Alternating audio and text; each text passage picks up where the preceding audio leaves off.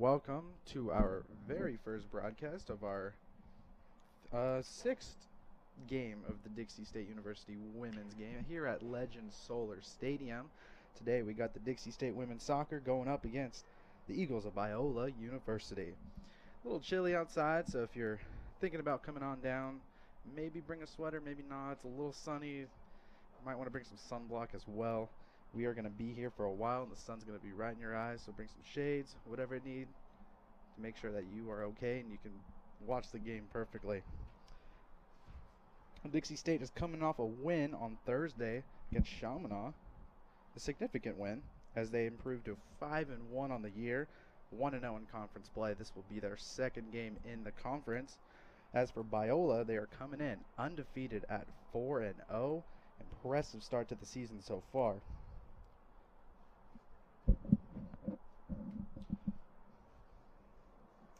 For the Dixie State women's soccer team, features 9 seniors and 10 freshmen. So between the seniors and the freshmen, this is a very well-balanced team as experience levels, they balance out pretty well. Only 4 juniors and 9 sophomores, however. The leading scorer for the Trailblazers is number 13, Darian Murdoch, who was the player of the year last year, actually.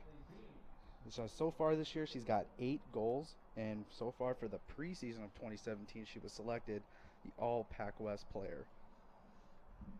As for the Eagles, we have the leading scorer has 3 goals, and she also is the team leader in assists with 2, number 26, Samantha Verduso. So Dixie State has a high-powered offense, 22 goals, and the Eagles, however, have only managed to score 8 goals, but hey, they're still undefeated.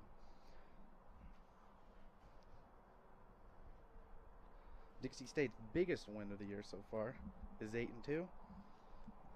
8-2 against Westminster College, and Biola's biggest win is 4-0.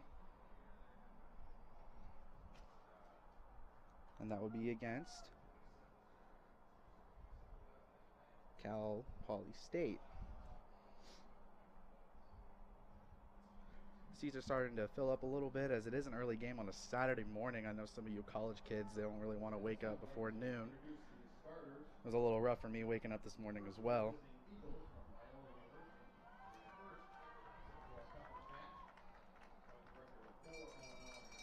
The starting goalkeeper for the Biola Eagles is number 1, Christina Rodriguez, a sophomore out of Menifee, California.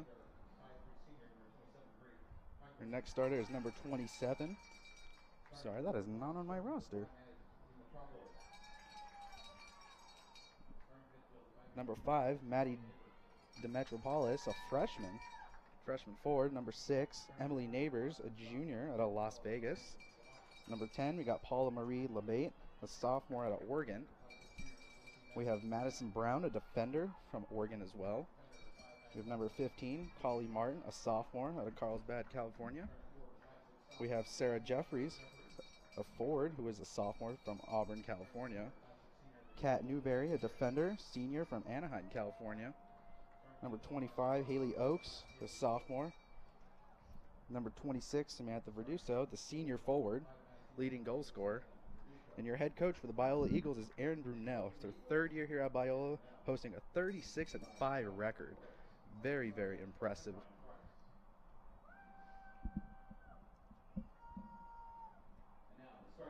And your starting lineup for your Trailblazers today. Your starting goalkeeper is number 0, sophomore Felicity Tarr out of Tucson, Arizona. Starting defender, Nicole Mertz, a junior out of Springfield, Utah. Shelby Christensen, a midfielder. She's a senior from Banfield, Utah.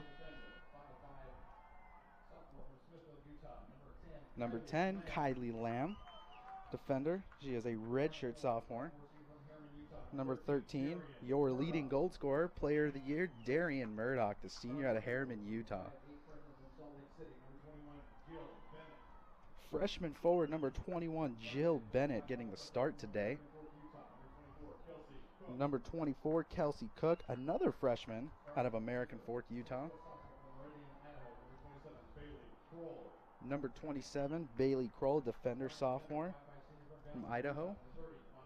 Montana Hadley, who was second team All-Pac West last year, is your senior defender. And you also have number 33, Brooklyn Vogelsberg, another freshman out of American Fork. And number 90, Jamie Urado, a junior forward from Mesa, Arizona. Your head coach is Casey Bingham, her 5th season here at Dixie State University, posting a 39-27-3 record. We will take a 90-second break, and we'll be back here at Legend Solar Stadium.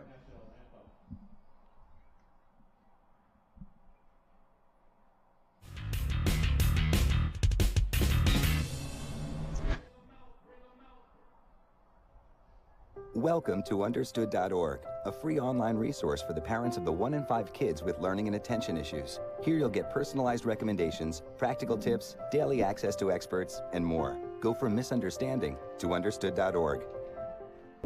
There is a place where young and old make connections, where kids feel like grown-ups, and grown-ups feel like kids.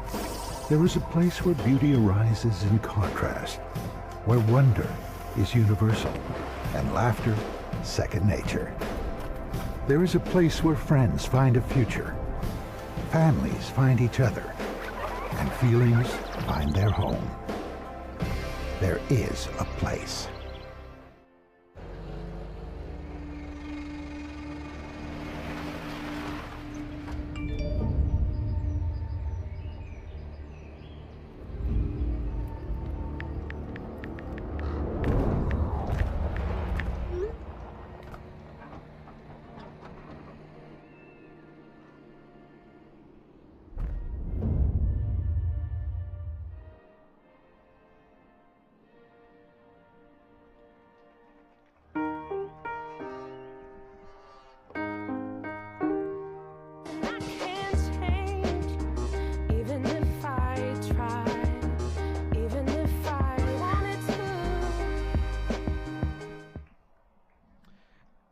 Welcome back to Legend Solar Stadium. I'm your host, James Guerin. Just about before kickoff, center referees meet at midfield to discuss any possible negotiations on calls, whether to be physical or not, let the ladies play. It's always nice when the referees let them play, let them bump a little bit, shoulder-to-shoulder action. Nobody really likes a referee that calls anything as a hip check or anything like that. We like to see a physical game here, but of course a safe one here. We don't want anyone to have any injuries out on this field today. You see Dixie State over there on the 42, 43-yard line doing their pregame ritual. Get the ladies pumped up before their game. This will be the first real test for the Eagles, as they played 4 non-conference games, and they have a very, very, very good defense, only giving up 3 goals in 4 games.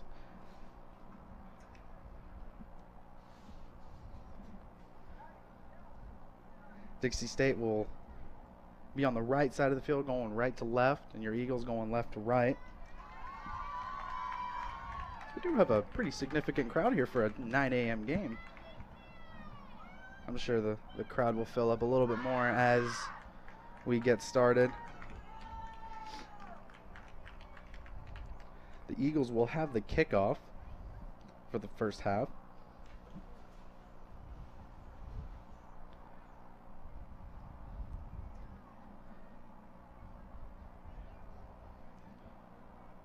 Nothing like waking up early on a Saturday morning to play the game you love. I remember when I used to do that when I was younger. And boy, do I wish I could go back to that. A new rule that actually implemented in the soccer world is that the kickoff doesn't need to go forward anymore. It can actually go backward. So the first touch no longer has to go forward. As we are moments away from the kickoff, just waiting for the referee's signals. And we are underway. Dixie already pressuring the ball, forcing the Eagles to make a mistake.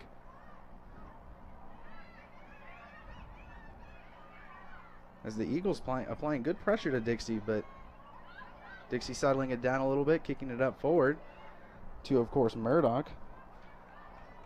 Passing it out wide to Vogelsberg. Little triangle action going on the bottom. Dropping it back. Cole Mertz, the center of that defense. Always the most important key of any defense, as I would know. I was a sweeper when I was in high school, so I had to make sure everybody was in check and everyone was in position correctly, and I'm sure that's what she's going to have to do tonight as the ball rolls out of bounds for a Trailblazer throw-in. Bailey Kroll to take the throw.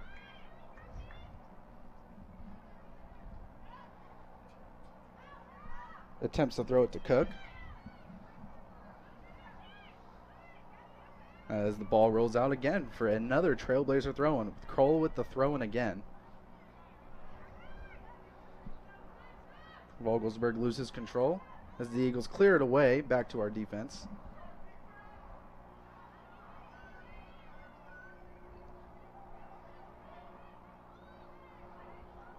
Good talking out there by the Eagles. Oh, and it gets by on the left side.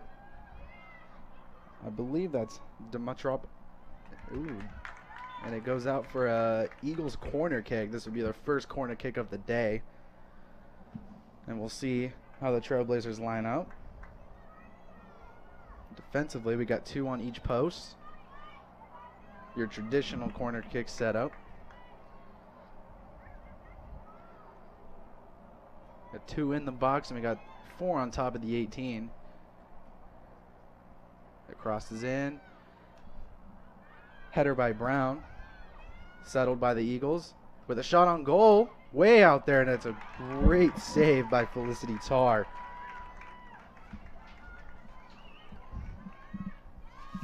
A nice rocket from outside the 18. Surprised she took that. As you have Bailey Kroll taking it up the left side of the field. Oh, she beats her man on the outside. Can she get there? No, not in time. But it still will be a Trailblazer throw-in.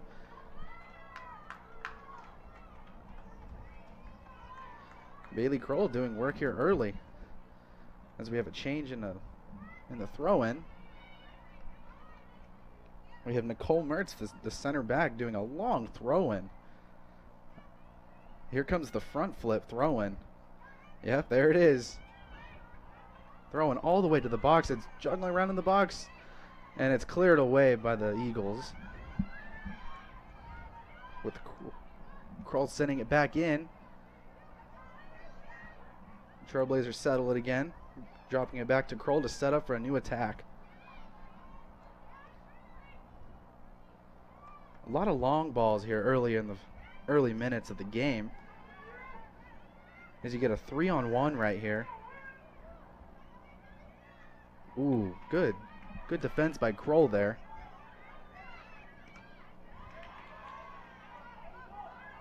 Battling out Kylie Lamb, the defender. She's playing on the left side now. Crosses it in. Stopped by the Eagles. As Vogelsberg drops it back. Swinging it over again for another attack. A lot of long balls. Maybe they know something I don't know. Maybe they know the scouting report a little bit better, but a lot of long balls here in the first half. Maybe trying to get them to play more defensively on the Eagles side. But nonetheless, a good save by Rodriguez. Punts it away. Out to the 40-yard line. Takes a big bounce.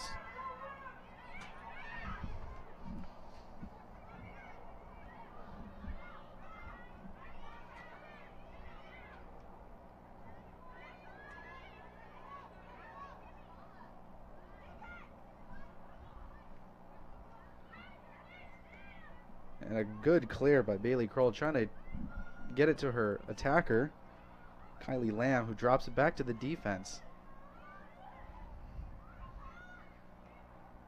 The Trailblazers pushing it up to the 50, which is always an important factor for the defense to play up high, so that way they don't get caught with a counter attack, because those are very dangerous, especially if a team can capitalize early on something like that. Then it is really, really dangerous. A misplaced pass by the Trailblazers, and they're coming down.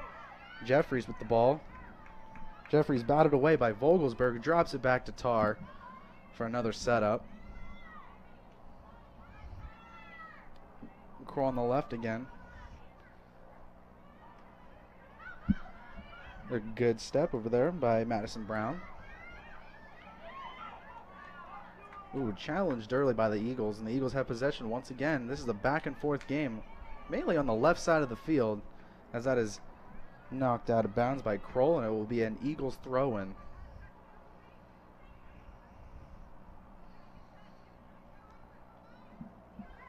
So far, the left side of the field has been getting all the action. The right side of the field, not so much.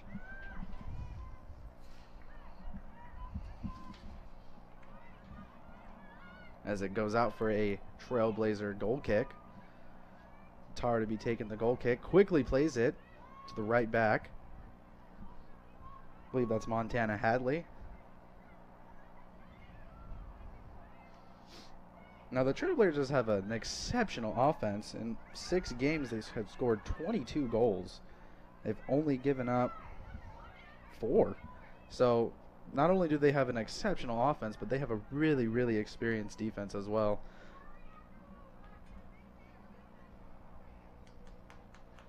As Rodriguez picks up the ball in her own box, ready to boot this one away.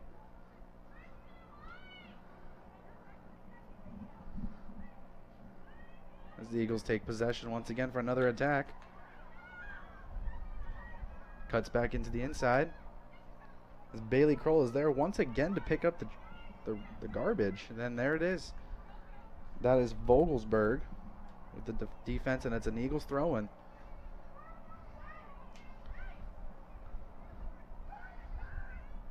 A lot of kick and run here, which, you know, for some schools, for some teams, it does work, as we get a shot all the way, and it goes over the crossbar for a Trailblazer goal kick. Oh, that would be Sarah Jeffries recorded with the shot. What a good idea. Doesn't hurt to try. You miss 100% of the shots you don't take. There's space for the Trailblazers. There's Jeffries with the ball again. Kroll with the ball. Vogelsberg again with the ball. Beats a defender outside. An opportunity for the Trailblazers to set up again for Kroll. She crosses it into the box. Oh! It's a great save by Rodriguez, and it goes in for a Trailblazer corner kick. That would have hit the crossbar regardless, but nonetheless, that was an amazing save by Rodriguez. That was a good shot by Kroll, which a defender usually doesn't get that many shots. So I'm sure she was very, very excited when she had that green light. Be the first corner kick for the Trailblazers. As we have the senior defender Hadley taking the corner kick, who was a second team All-Pac West selection last year. And it is a goal for the Trailblazers. The goal off the corner kick.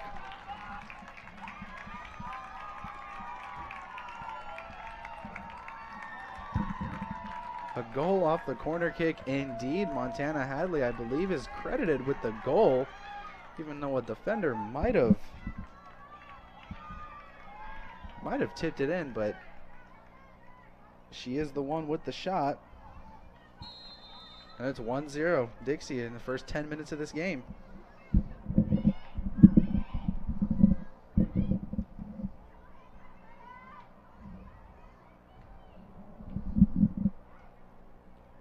Technical difficulties there as my mic cut off for a little bit. I apologize. 1-0 here early in the first 10 minutes of the game. Goal credited to Hadley, the defender, as the Eagles try and come back for that redemption. As Tar has the save with the cross across the field.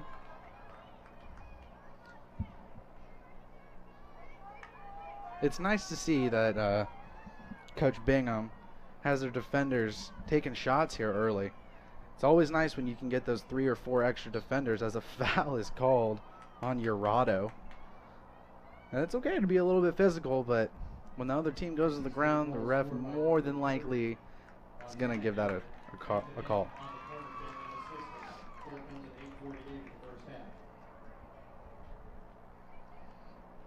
As you have the Eagles setting up their attack once again. It seems to me that they have a pentagon shape going on, and they got one person in the middle that delivers the ball out to everybody, which is good spacing. It's great. It's a great tactic. As you have Vogelsberg finding Kroll on the left side again. Kroll looking for that long ball. The flick by Murdoch. Drops it back down to Hadley. And Hadley with another long ball to Murdoch. The Eagles got to it first, headed it away. You got Neighbors with the ball. Ooh, Kroll with another defensive stop.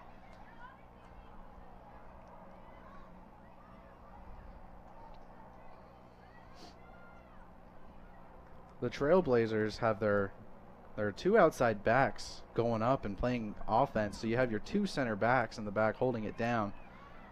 Which, if you can trust your two center defenders and allow your outside backs to go up, that is a huge, huge advantage. Which is a lot like how Real Madrid does it. They just have their left and right backs go up, and then they can hold it back with their two defenders. And it's a very, very dangerous, especially for the opposing team, because now you got 8 attackers, and the Eagles are driving down the field. It's a 3-on-1. Little help for the forward, Marie LeBate. With the flick inside the box, kicked away by Hadley and out of bounds for an Eagles throw-in. Be a quick throw-in. No, maybe setting it up. Oh, down the line. And it's a good shield off by Kroll as that goes in for a Trailblazer goal kick. It is legal as long as you are a foot away from the ball. You are allowed to shield off a defender from potentially touching it before it goes out of bounds. As Tar kicks it over to Kroll again. Kroll getting a lot of action here in the early minutes.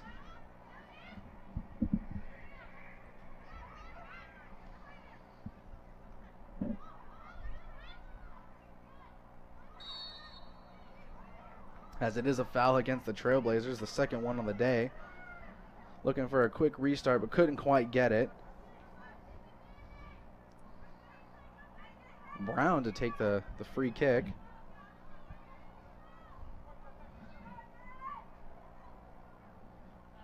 As we got 5 attackers up at the top of the 18 for the Eagles. Oh, they decided to play it short instead. With the cross in the middle.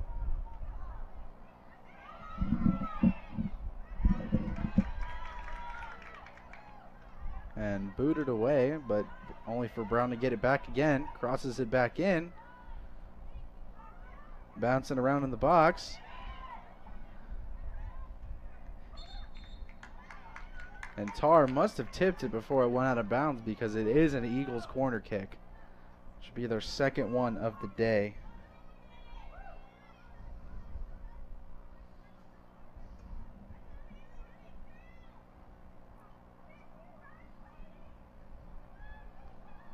Take the corner is Marie LeBate, the sophomore. As it is headed out by Mertz. Marie LeBate with the ball again. With the good move inside the box. Makes another move. The good defense by Christensen.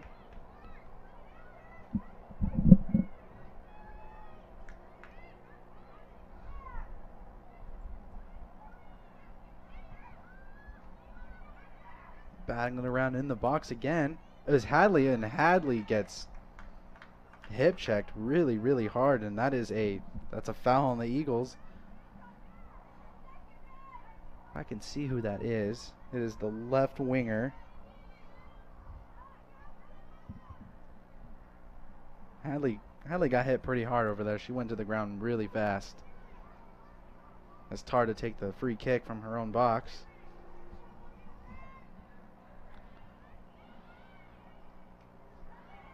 Boots it away as the Eagles take possession once again. As this one will trickle out of bounds for a Trailblazer throw-in. As we have a substitution. In comes Tori Page, the freshman forward. In for Urado. And we have Kami Hunter coming in for Kelsey Cook. Some fresh bodies here in the first 15 minutes. As Kroll takes the throw in. The flick by Christensen. 3-on-1. As Hunter still wins the position battle. And it goes out for a Trailblazer throw in.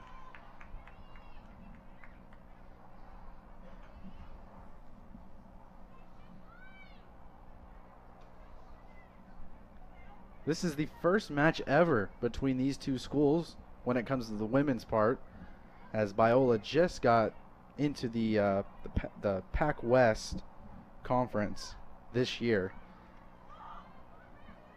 But for the men's, they have played one other match. So these teams are very unfamiliar with each other. As the pass is intercepted by Martin. Martin's taking it down the field. Hadley on the defense. Martin with the move. Kicks it inside the box. 3-on-1 with a shot on goal, and Tar is there to make another save. Tar, just a sophomore, making her 4th save on the day.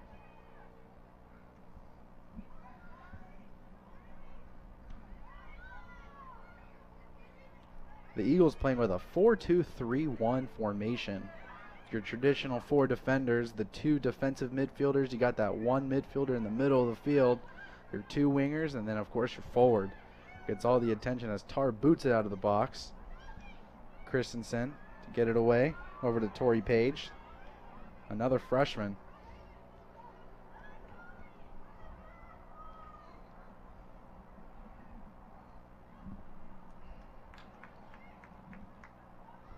Men's soccer game follows at 12:30 today. So if you want to stick around for that as well, I will be joined by my partner, Kyle Cummings, as he will be doing the play-by-play, and I will be doing the color talent. As there is a shot on goal, and Rodriguez is there to make the save once again.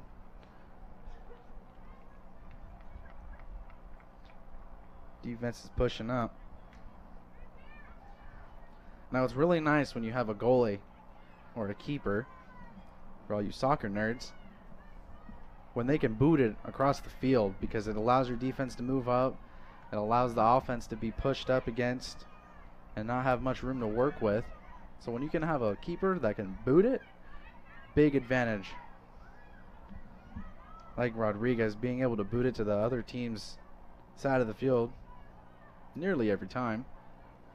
As you got Hadley kicking it up to Murdoch once again. Kicks it out to the outside. And it goes out for an Eagle throw-in.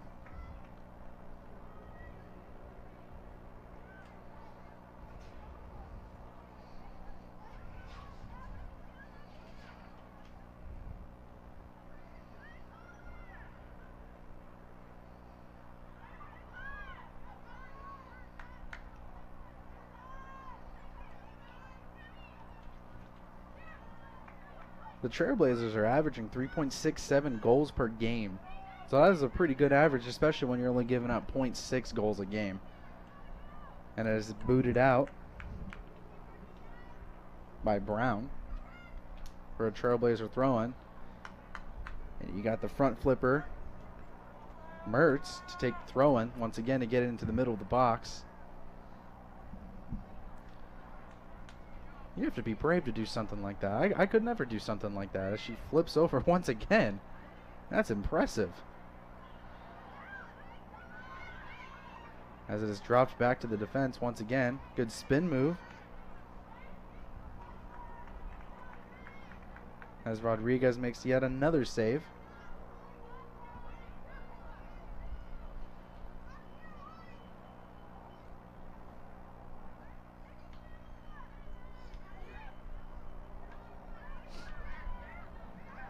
Battling it around as the Eagles. This is a through ball. Up to Hadley. Hadley got possession. Passing it up to Kroll.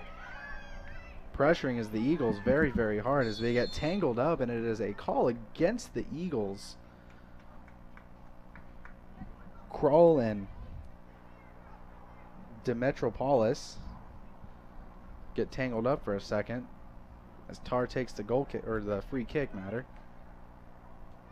Kicks it over to Hadley. A lot of short balls from the goalie, from Tar, to keep good possession. Because as I was taught, if you just boot it away, it's a 50-50 ball. You don't even know if you're going to get the ball back. So if you keep it short, you get possession.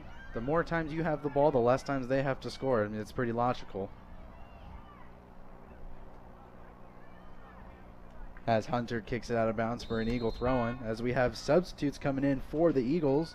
We have number 2, Anne-Marie Alvarez, coming in for Demetropolis. And we have number 7, Janae McGordon, coming in for Sarah Jeffries.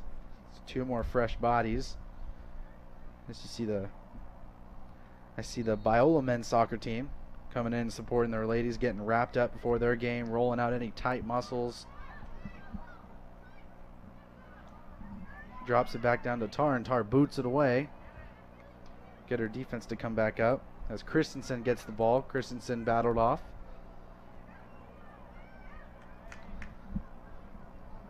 The Eagles with a lot of movement. Really, really good stamina for their team, as you need to have it in soccer. If you don't have any stamina, then you're just not going to be very successful, which is something that my high school coach really, really stressed on.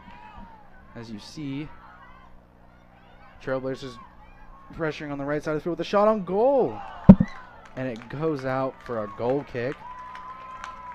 A great, great effort by Jill Bennett. Rodriguez to take the goal kick.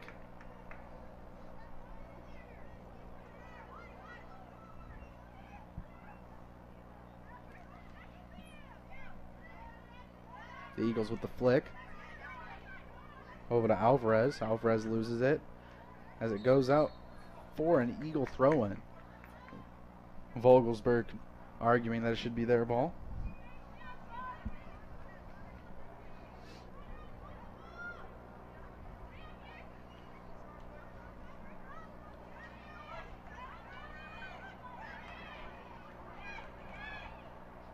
Through ball up to Alvarez, and Alvarez kicks it off of Mertz for the Eagle corner kick, which would be their 3rd corner kick of the half.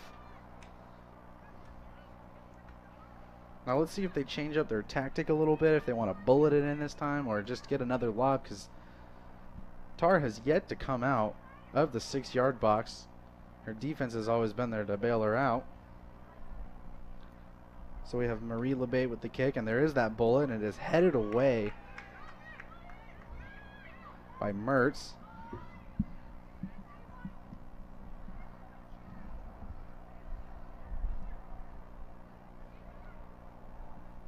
Tori Page with the clear as it goes out for an Eagle throw-in.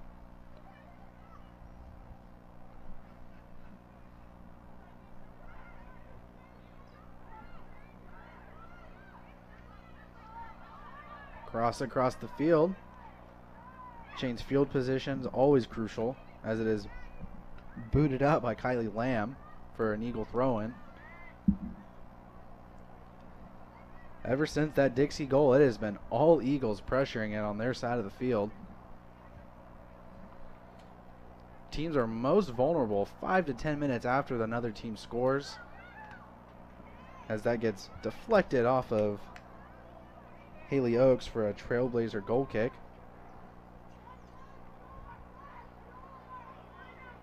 Again, another short kick. Keep that possession going. A good flick up to Hunter. Drops it back down to Rodriguez.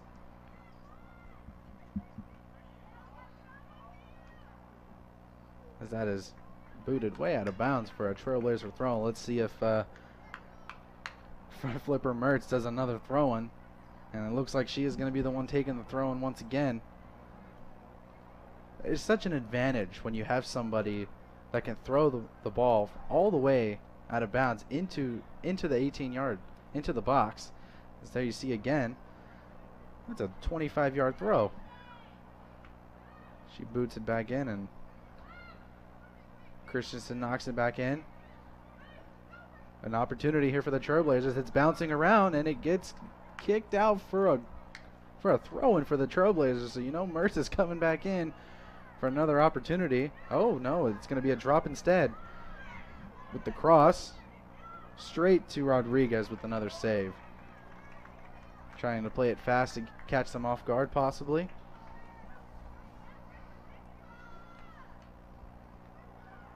Rodriguez with the boot. Hadley to get the ball, drops it. Drops it back to Tar for another reset.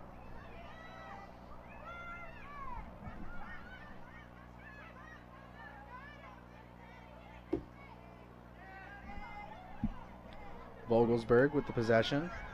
Looking. Kicks it wide outside. Over to Torrey Page.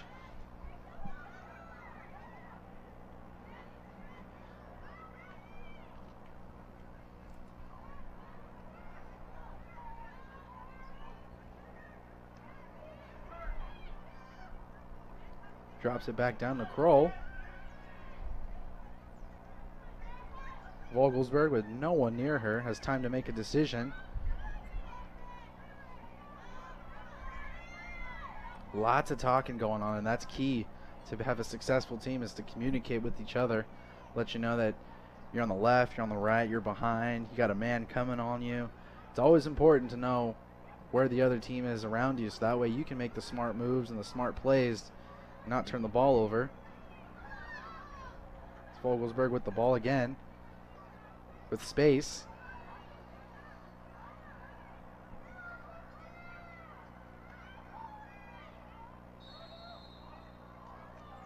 And that is a foul against, I believe that is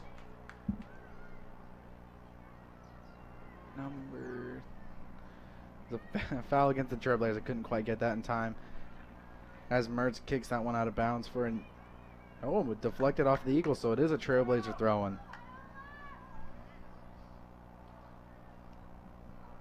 There is no wind out here today, so it is a dry heat for sure, as it is warming up a little bit. Don't have to wear my sweater anymore, so if you are thinking about coming out, scratch off what I said about the sweater. Don't bring it anymore. It is a little warm out here, as I'm sure it is a lot warmer out on that turf.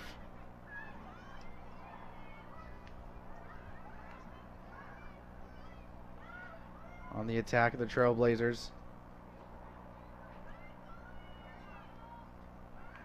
Good defense by Collie Martin.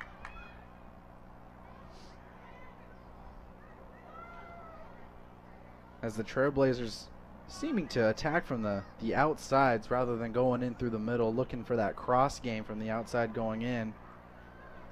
Which, if you can have somebody head the ball consistently and accurately, that's also another weapon that the Trailblazers can use.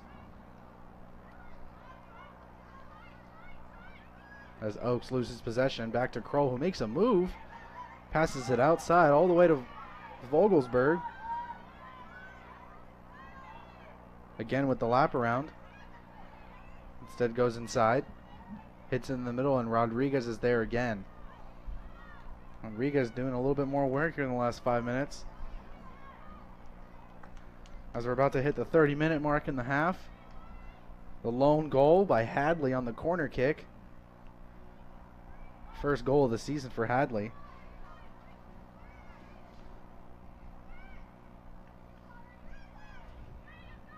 Especially for her senior year. That special. I remember my first and only goal in my senior year. That will be something that I'll never forget, as I was a defender and I didn't get very many opportunities.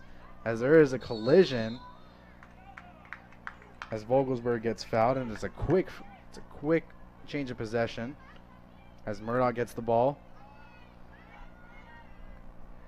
Challenged away by Neighbors.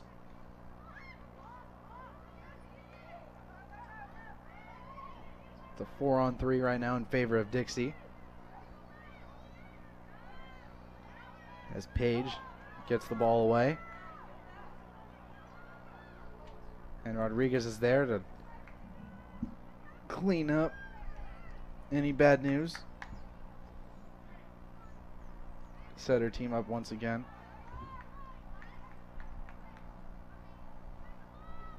Another great punt on the other side of the field. Controlled by Christensen. Hunter with the ball. Looks up the field. Bennett and Brown competing for the ball as Brown wins that battle. Brown kicks it up to Alvarez. Alvarez challenged by Kroll.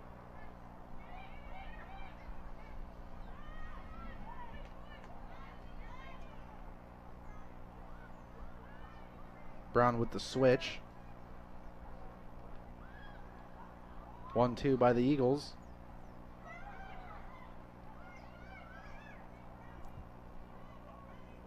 As it is a let through by Murdoch.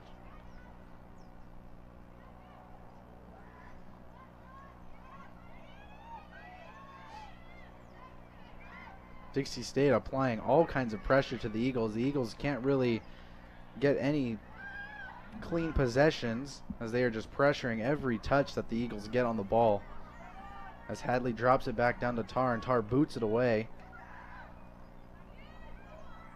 As we got 2 subs warming up on the side for the Eagles. Maybe just another substitution right before the half to get that extra burst of energy. Tie this thing up before half.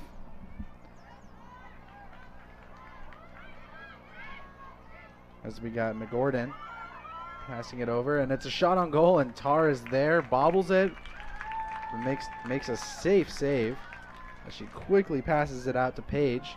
Page has got all sorts of time. Makes a through ball to Bennett. Bennett on the outside once again looks for that cross as it is headed away by Brown.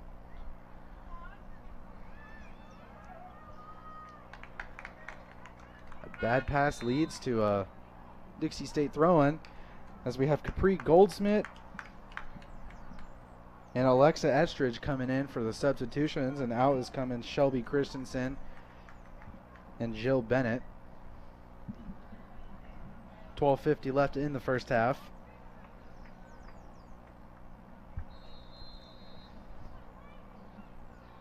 As we have, front flip Mertz doing the throw-in once again, all the way into the box. As we got a counter-attack from the Eagles. Capri Goldsmith right there to stop any sorts of counter-attack. Kroll dropping it back down to Tar for another reset.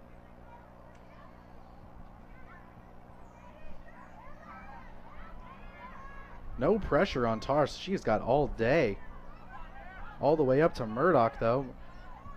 Murdoch spins. A little bit of contact by Brown. Ooh. And it is a call against the Eagles for a Trailblazer free kick. And this is a golden opportunity for the Trailblazers. We will see who's doing the honors, and it looks like it's going to be Hadley, or it's going to be Kylie Lamb. It looks like it's going to be Hadley over there. Figure she already did one corner kick, got a goal. Maybe she can do it again. And it's off the head of a Trailblazer.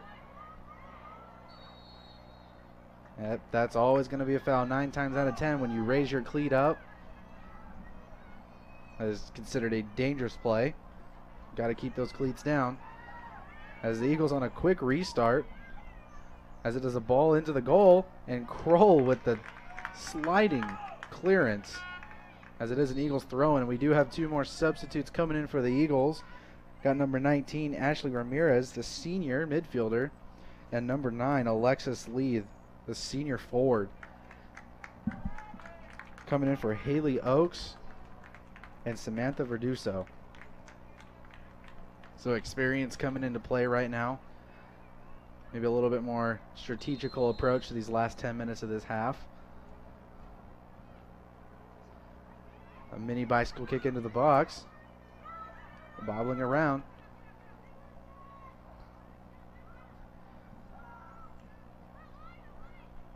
As I think that was an attempt on goal, as Tar picks up or collects the ball. Waiting for an Eagle defender to pressure her so she can pick it up. She can sit there with the ball all day. until she picks it up. She's tooling around with the Eagle defender. Throws it back out to Kroll. Kroll moving the ball up. Brown with the defense once again.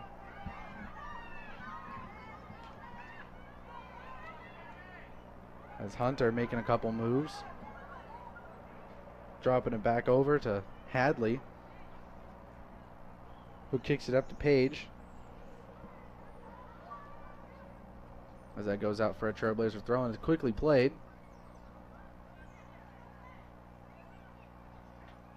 And you got Murdoch, player of the year, making moves. Crosses the ball in, bobbling, and it's a great save by Rodriguez.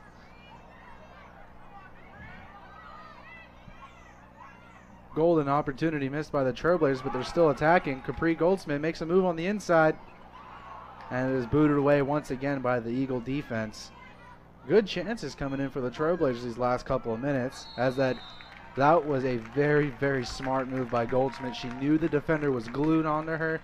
She stuck her ground, allowed the defender to come on top of her, and it is a really, really good position for the Trailblazers, as it's 3 or 4 yards outside of the 18-yard box. Rodriguez setting up her wall, making sure that she doesn't get beat on the inside post. We got 3 possible takers for this free kick. It looks like Hadley's going to do the honors once again. Vogelsberg and Lamb just there for confusion, perhaps. Oh, we got Vogelsberg, and it's a shot on goal, and it's off the field goal post. That was a good shot, a good opportunity. Just missed it by a foot. So Rodriguez will be doing the goal kick.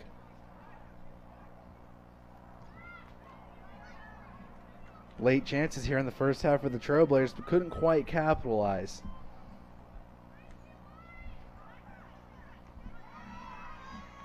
As Estridge wins the ball there. Brown with the defense, but it will be another Trailblazer throw, and then you know it, front flip Mertz is coming back in.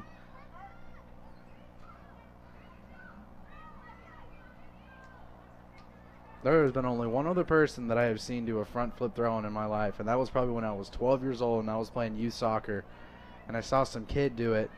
We all just thought it was the coolest thing ever, and some of us tried it at practice the next day, and our coach was just telling us to knock that off, and it's just for stunts, it's just for looks. But hey, if you can throw the ball 30 yards in the air, then why not do it? As that is a foul against the Trailblazers, as Brown will be doing the honors.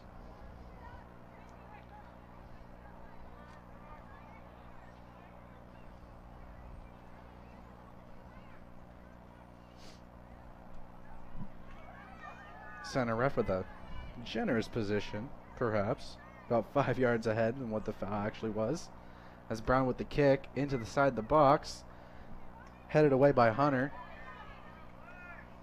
As Goldsmith wins the ball, gets pushed off, and it goes out for a Eagle throw-in. Quick throw-in.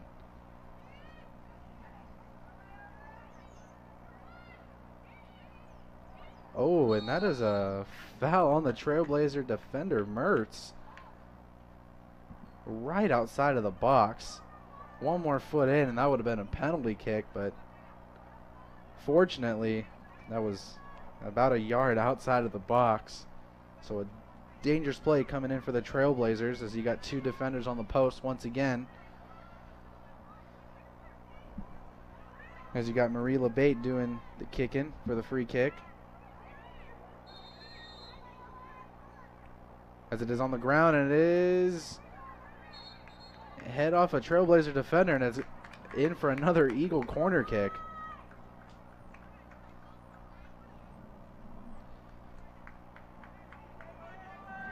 Defender staying on the post for this corner kick, as you got Marie LeBate doing the corner kick once again.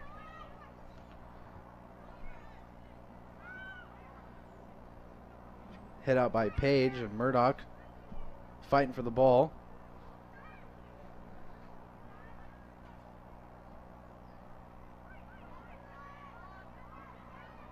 As Hadley clears that one out, get the ball out of the defensive third. You got Goldsmith open on the bottom of the screen. Let's see if they make it a move to her. As you got Kroll with the ball once again, doing a lot of running as a defender. You got beat on the defender on the inside, and it's a shot right at Rodriguez. Coast to coast for Bailey Kroll. And hey, if you have that shot, why not take it? As a defender, you have to take every shot that you can get because they do not come often. As as Estridge is pushed to the ground. Vogelsberg 2-on-1, looking for help. Estridge again with the cross, and it goes out for for an Eagle goal kick. 4 minutes left in the half. As this is a back and forth game these last couple of minutes. Really, really entertaining. 50-50 balls here and there. As that one goes out for an Eagle goal kick once again.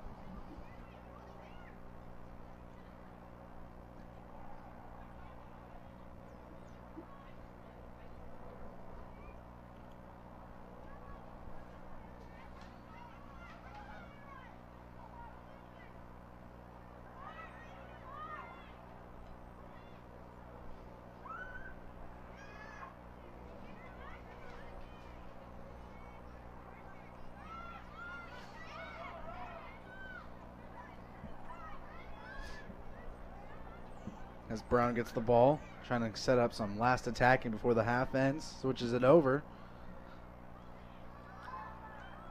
Dixie once again with the pressure on every single touch the Eagles can get.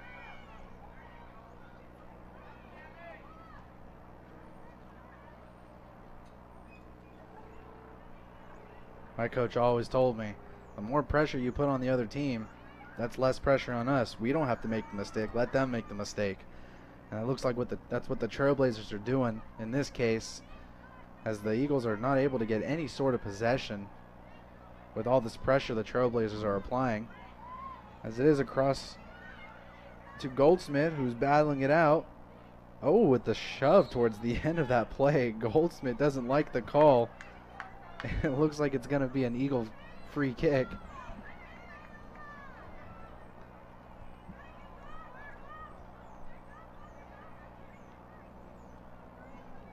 The women tend to be a little bit more feisty when it comes to one-on-one battles.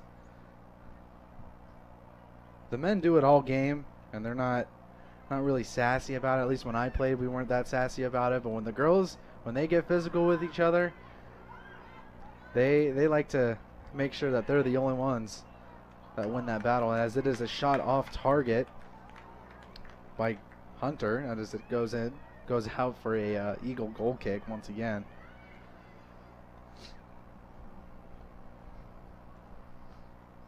As it is played short.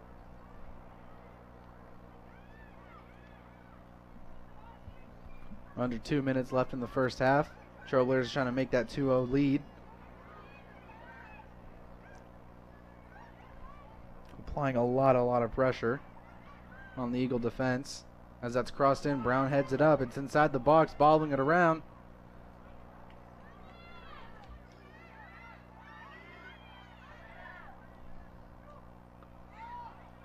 As that is a handball against Estridge, and the ref did see that. He caught that one. Brown to take the kick as we approach the 1 minute mark left in the half. 1 minute remaining in the first half.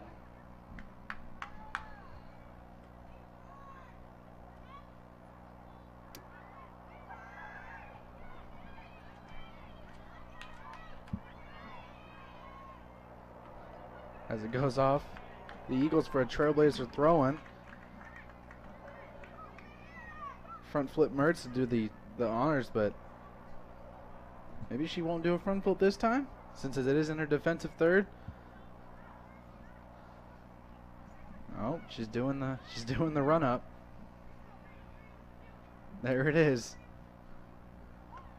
Maybe she practiced that on like a bouncy house or a trampoline or something in that matter. That's a lot of confidence you have to not hit your head, as Vogelsberg makes the shot on goal, and Rodriguez is there once again. And Rodriguez just going to punt the ball away. And let's see how much extra time the ref gives. No extra time in that matter. And that concludes our first half of this women's game, as Dixie State leads 1-0 on the lone goal by Montana Hadley on the corner kick.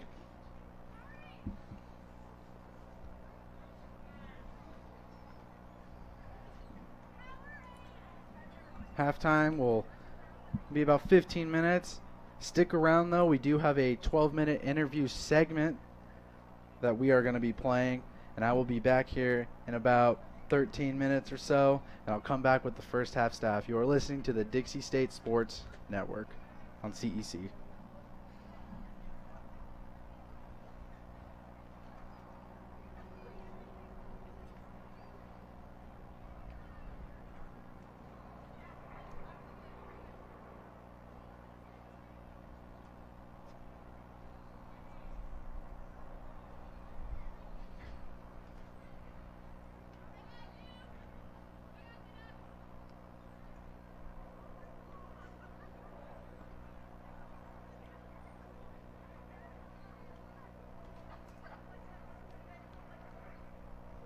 Welcome back inside Trailblazer Weekly. In the coming weeks, we look to feature those coaches and trainers who work tirelessly behind the scenes to keep our student athletes healthy and ready to go. Today we start that off, and we welcome DSU strength and conditioning coach Craig Timmons to the show. Craig, thanks for being here. Thanks for having me, Craig. Appreciate you making time out of your busy schedule. Obviously, you got to watch over that weight room and all the programs that you have going to keep the student athletes ready and good to go each week. We appreciate you coming by, and we just want to get to know you better and get to know you guys that really put in a lot of time and effort to help our student athletes. First of all, let's just get to know you a little bit. Let's rewind the clock. We probably should have had you in here, a little over a year ago when we brought you in. Let's rewind the clock. You're at University of Buffalo, and we can talk a little bit more about that later. The job comes open here at Dixie State. What catches your eye about it, and what made you want to make the jump from East Coast all the way out here into the desert? So a couple things catch my eye when I find a job like this. One, it was a young school. When I started at Buffalo, it was kind of the same deal. It was a very young program, less than 20 years old at Division I level. Same with here, less than 20 years old at Division II level. I knew the program was growing, and I wanted to be able to kind of sink my teeth in and help build a program. And then also the success the school has already showed, the baseball team, the softball team, the basketball team, just the fact that there already was a history of success. So that told me that there's a great foundation. And then I'm an outdoors guy, and the St. George area really appealed to me and my wife and now my daughter, and so that's something that we were really excited to be able to do. Certainly plenty to do that way here in this area. Now let's go back to Buffalo. You got your bachelor's degree in exercise science in 2007 in Buffalo, and then in 2010 you were with University of Buffalo and their strength and conditioning program. Kind of fill in the gaps for us. Where were you from that time, from graduation up until that full-time appointment at Buffalo? Sure. When I was graduating, actually my senior year, I got hired on at a local company called Performance Sports Training, and I did predominantly, it was all athletes. I worked with the Paralympic sled hockey team for the Vancouver Olympics, and they were able to get a gold medal that year. So I had a lot of different varieties of experience, anything from kids 8 years to seniors in high school, and then we actually worked with an agent and did some combine training and all that. So from there, I got a lot of really good experience, and I decided that I wanted to be more involved with the day-to-day of the athletes' lives. And in the college industry, you're able to be involved in everything. I meet with the coaches, I meet with the athletes, I help them with the nutrition side of things. So that way, I'm able to be there, whereas privately, you get 1 or 2 sessions a week, and then you just hope they're doing everything else right.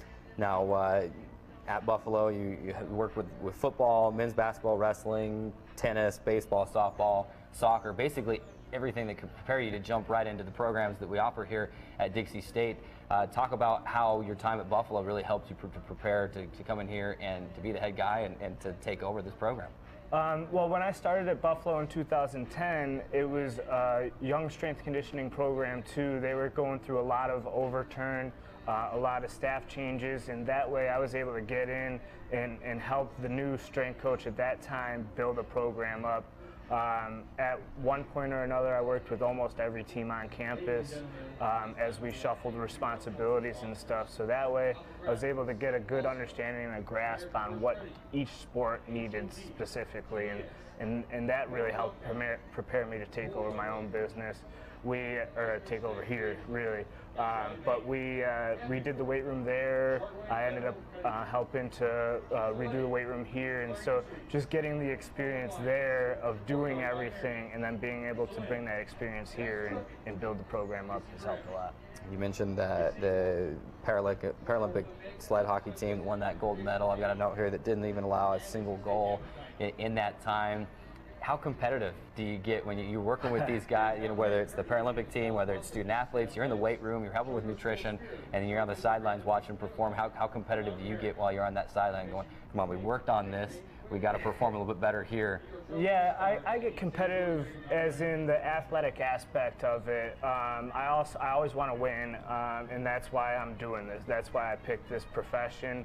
And I can be an extension of that athlete now. And so being in the weight room, I get a little more one-on-one time. Really, with how NCAA rules work, I get more time with the athletes than a lot of the coaches do.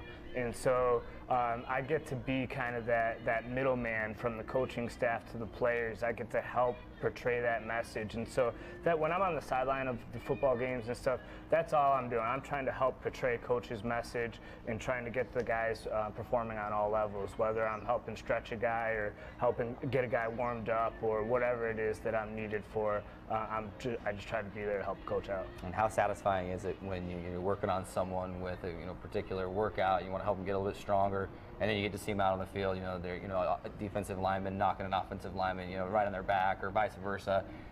How satisfying is that for you when you see something that you've worked on specifically with a particular student athlete, and they go out and they perform and they do it? I think it's really satisfying, but as I always portray to the athletes, it's them that have to put the work in. I can tell them this is what you need to do, but as long as they're not putting the work in, then it's no good for us, So that's something that if they put the work in, I think it should be just as satisfying for them. For me, it's more satisfying after the game when the player comes up to me and says, "Hey, coach, I felt really good out there. Thanks for everything you did." That's the satisfying aspect for me. I mean, I love watching W's for sure, but I like when the kid comes up to me after and realizes everything that's been done to help him get there. And you mentioned the weight room. It's almost like you saw my notes here before the interview, but you mentioned the weight room and that you'd done that before in previous programs and you got here and wanted to be able to do that. How much do those facilities play into being able what you're able to do as a strength and conditioning coach? Obviously, if you've got old, outdated equipment, you can't help the student athletes get to the point where they need to be. But where was that on the priority list when you came in, and how much does that really help you as a strength and conditioning coach be able to accomplish the goals that you set for these guys? It was towards the top of my priority list. It was something coming in I knew was a possibility, but it wasn't set in stone, so I knew there was a lot of work to be done. But really, when it comes to training in the weight room, I'm very limited on time that I get with each athlete, so efficiency is key.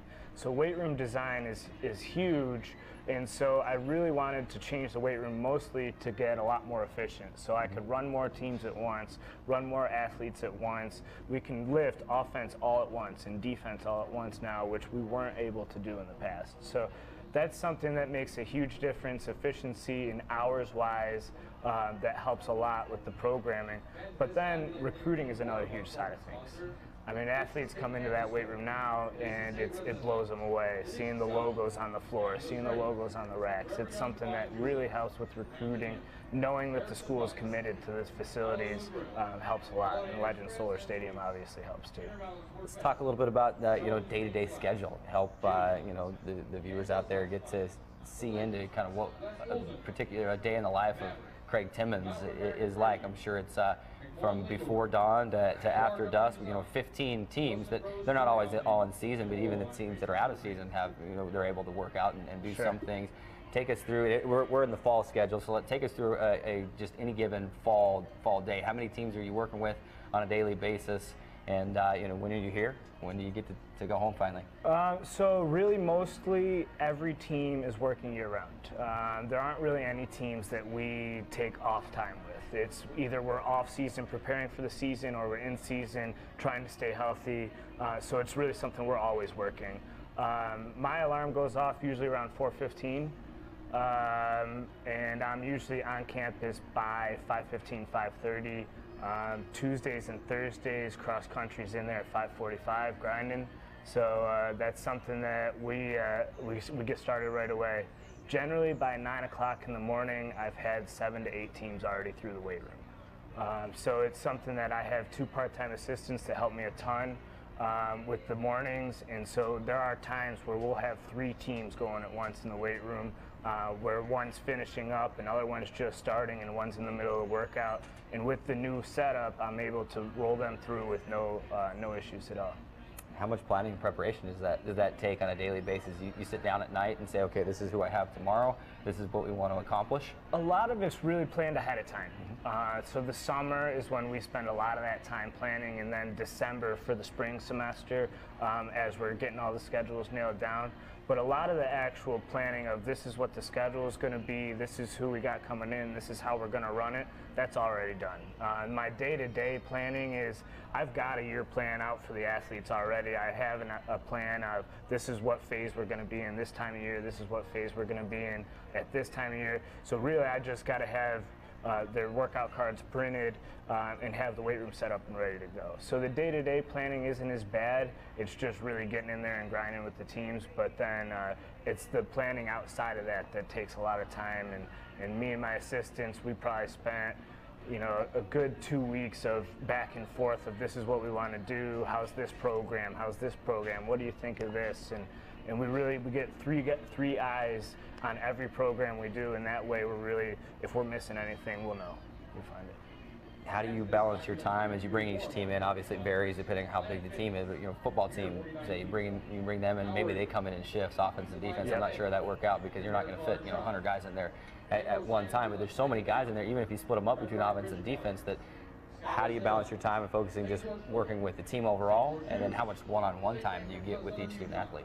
So I don't get a ton of one-on-one time, but I'm able to create a lot of instances within the workout where I'm coaching an athlete individually. I run on a cadence, so I usually have a whistle in my mouth and a stopwatch in my hand, and where, all right, set 1, set 2, set 3, and so I know exactly what they're on, when they're on it. It's not guys just randomly everywhere in the weight room doing whatever they want. And we have 12 racks in our weight room. I pretty much take over 4 racks. I have one assistant that takes over 4 and another assistant that takes over 4 when we have, say, 60 football players in there.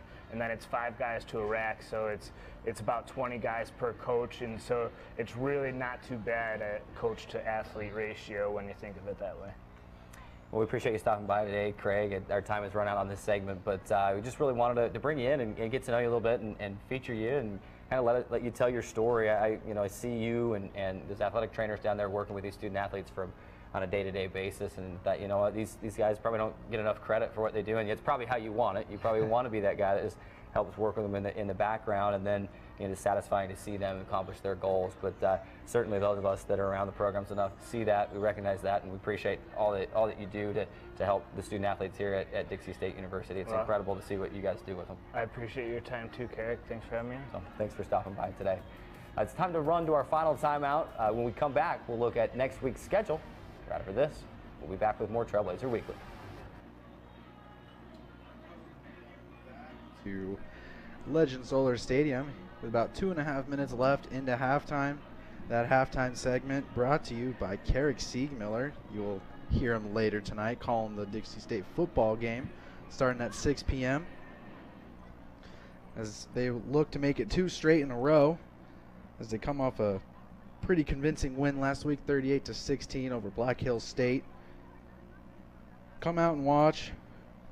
Bring your friends, families at home. Tell them to stream it live on CEC TV on YouTube. Absolutely free, so they don't need to worry about that. As Dixie will come out with the kickoff, up 1-0. And some of the halftime stats for you. Dixie State with 10 shots total, 6 on goal. 1 corner kick, 7 fouls, Tar with 3 saves, even though she had the ball a lot in that first half. And for the Eagles, they had 6 shots total, 3 shots on the goal, 4 corner kicks, not able to capitalize on any of them, 5 fouls and 5 saves. And of course that lone goal by Montana Hadley, her first on the season. As Dixie talking it over, see what they can do to improve or possibly do to prevent the Eagles from coming out strong in the second half. Eagles still warming it up a little bit as the refs talk it over again. 45 more minutes, guys. We can get out of here, get some water, and enjoy the rest of our Saturday. And I apologize for my statements earlier saying the game was at 9. It was at 10 o'clock. But of course it felt like 9 o'clock to me. So my apologies on that. As the refs run to their positions, make sure the goals are in check. No loose netting or anything like that. Possibly get in the way of a goal. Always have to double check.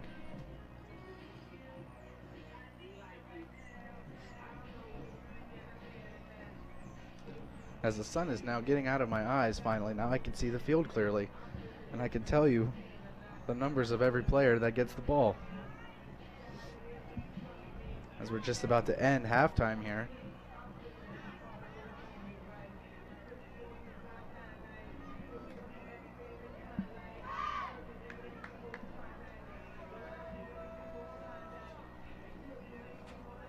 As we approach the start of the second half, we will see if the Trailblazers target their Pac-West Player of the Year, Darian Murdoch, a little bit more to see if she can get some goals in.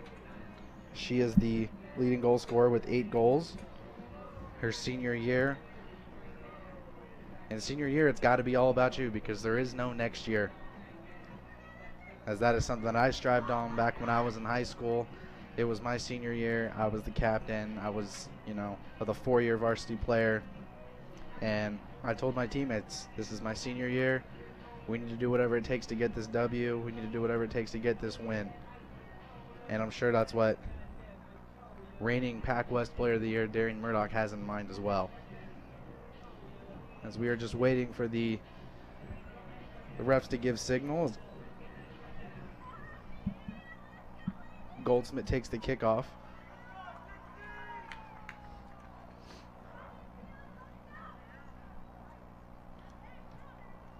And Dixie looks like they're playing a 3-back formation with a 1-0 lead.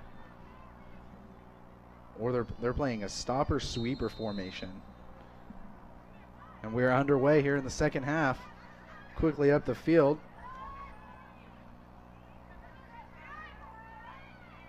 As Christensen gets the ball, but there is a foul on the Trailblazers. And that would be against Murdoch, I believe, and that is an Eagle free kick. As Martin with the kick.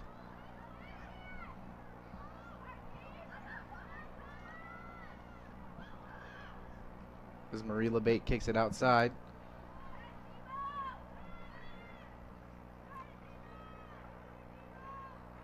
Goldsmith comes in for the help, takes the ball away immediately. Little confusion as to who gets the throw in. It looks like it's going to be a Trailblazer throw-in.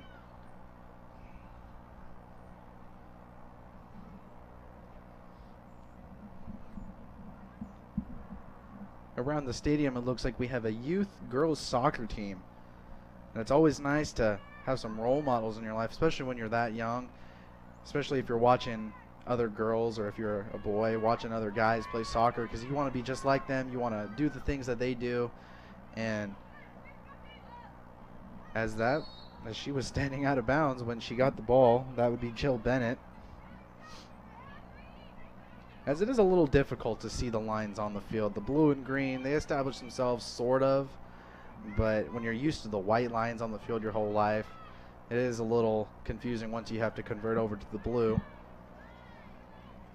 As the Eagles pressuring her early. As that goes out for an Eagle corner kick. It'll be their 5th of the day.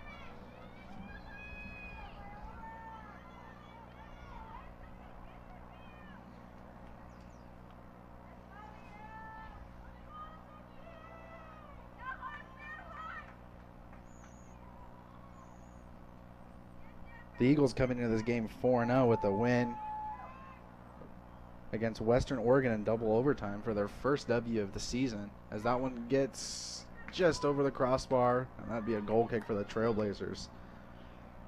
So they won 3-2 in double overtime the first game. Second game, they beat Corbin University 1-0 in overtime. On the 9th, they beat Cal State San Marcos 2-0. And on the 16th, they beat Hope International University 2-1. So a lot of close games for the Eagles. None of them really being decided by a large amount, which has got to be really stressful, having a lot of goals or a lot of close games. And Murdoch kicks it way over the goal, and that goes in for an Eagle goal kick. Just couldn't quite get over the ball on that one, as Rodriguez will be doing the goal kick. Now, as of for the Trailblazers, their first win came against Western State Colorado, as they won 3-0 in that game. And then they played number 18 ranked Sonoma State, losing 1-0. And then they also beat Northwestern Nazarene 2-0. Southern Oregon 4-0. Westminster 8-2. And then, of course, on Thursday, they beat Chaminade 5-1. As that goes out for a Trailblazer throw-in. Hadley with the quick throw. As it bounces off the loose side of the ball.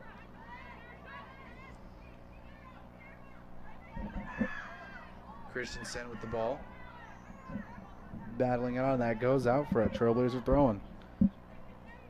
And you know it, front flip Mertz here.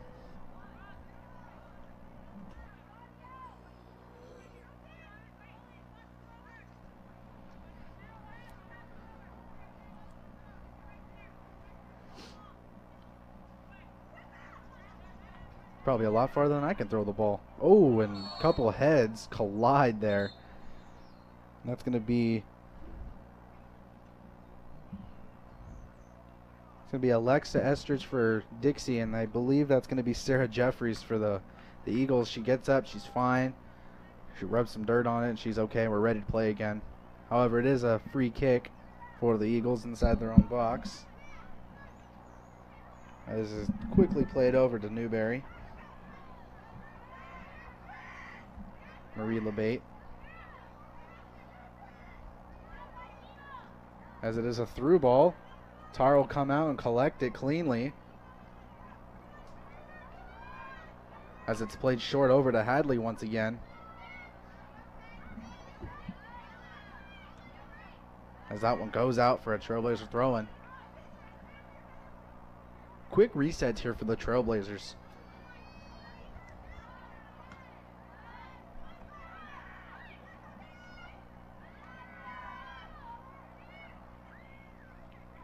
Space for the Eagles. As the through ball just misses, and Tar gets the ball once again, looking for that switch reset.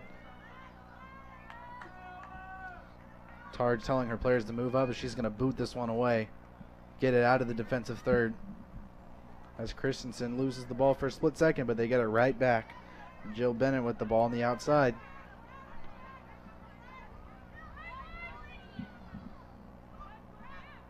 As that's Martin with the defense. And a foul against the Trailblazers. As Newberry takes the kick.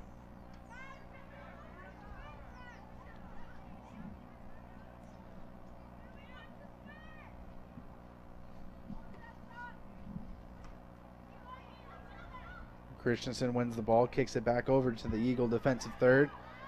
You got Murdoch coming in fast. A good shield over there by Newberry as it goes in for it goes out for an Eagle throw-in. Looks like it's going to be Martin with the throw.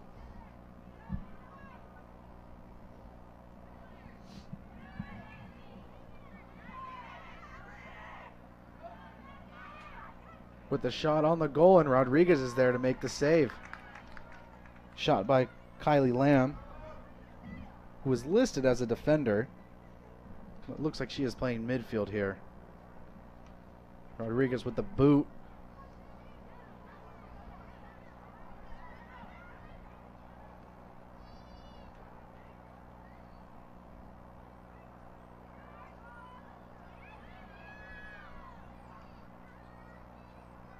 as Mertz is there to clean it up. Drop it back over to Kroll. Kroll with the switch. Over to Bennett. Bennett moving it up. Murdoch making the move over. And it goes Olay between the legs. As that goes out for a throw-in for the Trailblazers. Bennett with the trickery on Martin. As Estridge moves over the Eagle bench to make her throw-in. Hadley with the cross into the other opposing box. Bouncing around. And Rodriguez comes in and makes the save. Murdoch going to the ground hard. Rodriguez rolls the ball out. Keep that possession. And Murdoch applying that pressure.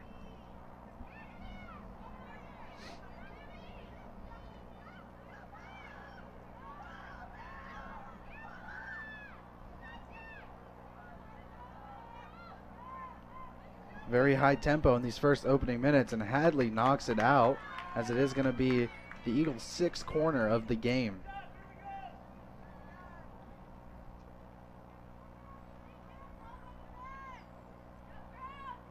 You got Murdoch staying up top. Let's see if the Eagles can capitalize on their sixth corner of the day. As they play it short to Martin. Martin's going to get across. It's a head away by Mertz, bouncing around. And Estridge goes down hard by the challenge by Brown. It goes out for a throw-in for the Eagles.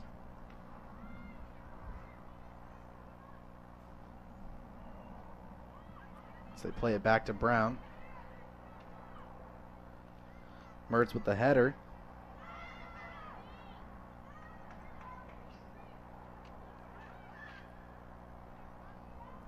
That three-back for the Trailblazers is working just nicely. As long as you got that stopper right in front of that sweeper, allowing any potential other forwards to get in that space in front of the sweeper, there should be no problem being able to slow down any sort of attack. Just a lot of through ball opportunities for the Eagles if they can manage to do so. As there's a through ball right up there, Rodriguez comes in and makes that save.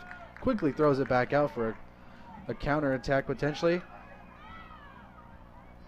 As Goldsmith gets caught up.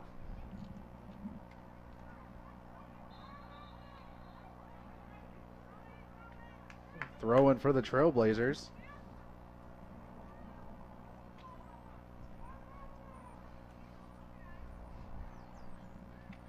The Eagles trying to avoid their first loss of the season. First one is always a tough one. But sometimes you just need to learn how to lose. And you know, it'd be nice to go undefeated. It'd be nice to have that perfect season. But usually when you get that first loss of the season, you know how to handle it. You know what to do to prevent from another one from happening. So if you are going to lose, which nobody wants to prepare for something like that, but in case you do, it's better to come now rather than in crunch time when the playoffs are happening. Just so it's more of a mental game, if anything, as that ball gets cleared away by the Trailblazers, and that goes in for another Eagle corner kick. Their seventh. As you get the traditional two defenders on the post to help out Tar.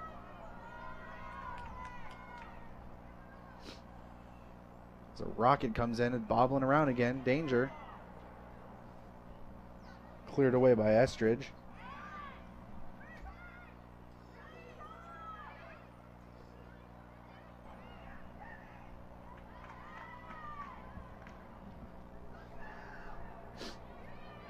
As Mertz clears it away. Brown with the header.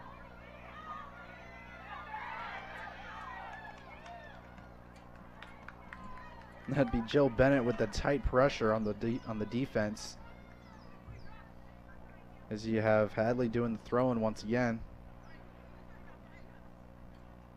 Lots of running, especially for these Dixie State defenders, because they are playing that three-back. Got Hadley with the pressure once again.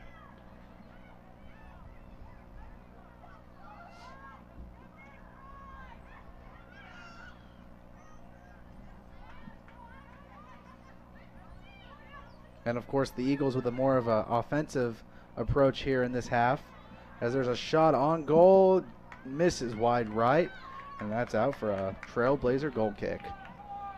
As we got a substitute coming in, it's going to be Brooklyn Vogelsberg, and she'll be coming in for Jill Bennett.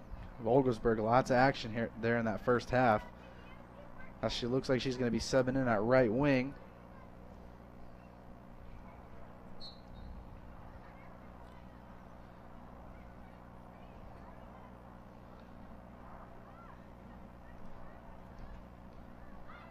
Lamb with the clearance, as that will go out for a Trailblazer throw-in. 13 minutes into this second half, Trailblazers still lead 1-0. As Tar will be looking for her 4th shutout of the season, which is an impressive mark, if I must say so. Shutouts don't come easy, but when you got a nice defense to help you out a lot of the times, it is really nice. You got to give a lot of credit to your defenders. As Brown makes that play.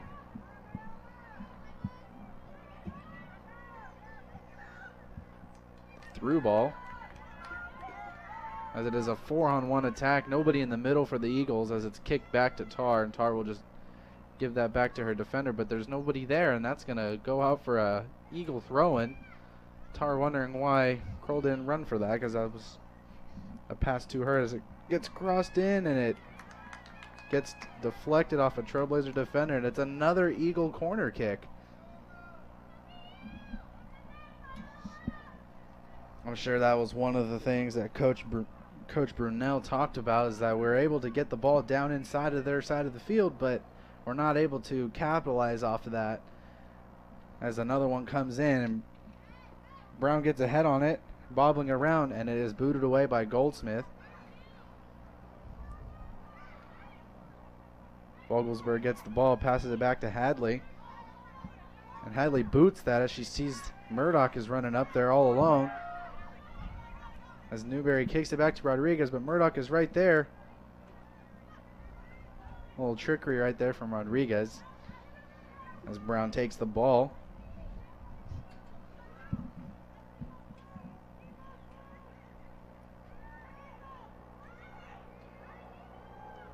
And the Dixie, of course, playing a more defensive approach, as they only really have one true attacker, which would be Murdoch. Playing a couple more midfielders, as that's booted out for another Trailblazer throw-in.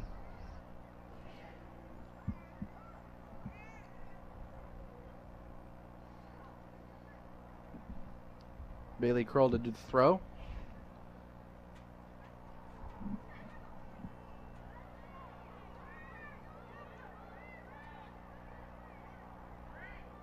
Oh, and Goldsmith is bullied off of that ball, for that matter, and that's going to be a foul against the Eagles. And a free kick for the Trailblazers. Another opportunity here as Hadley and Vogelsberg go towards the ball, decide who's going to take the kick, if they're going to actually touch the ball the first time around, or if they're going to do the fake shots. And they do the fake shots as it goes in. And a strong, powerful header out of the box, but Dixie recovers. No foul there. As it is a counterattack for the Eagles.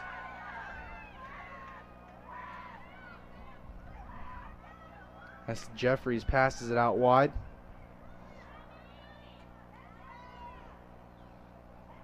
And that's great. That's a great play by Mertz right there.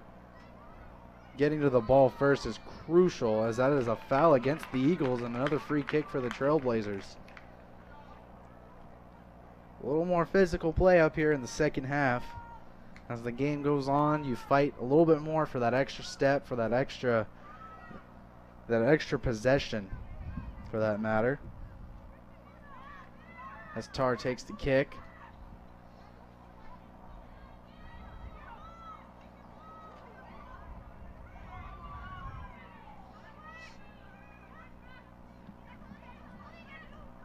Dixie once again applying the pressure.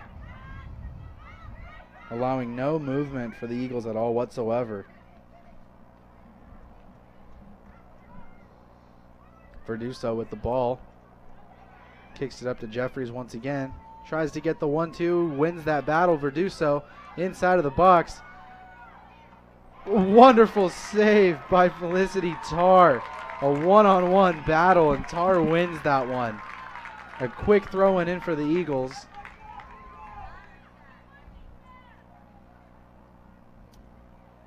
A fantastic save, as it was just her and the attacker.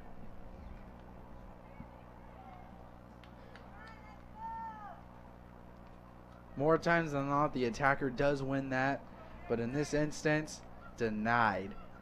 Tarr coming up huge. Crossed in once again. And there's a shot on goal, and it goes over for another goal kick. Some opportunities here for the Eagles. But Tarr coming up big, as we got a substitute in for the Trailblazers. And for the Eagles, we got number 5, Tana Singley, coming in for Jamie Urado. And for the Eagles, we got Ashley Ramirez coming in for Sarah Jeffries.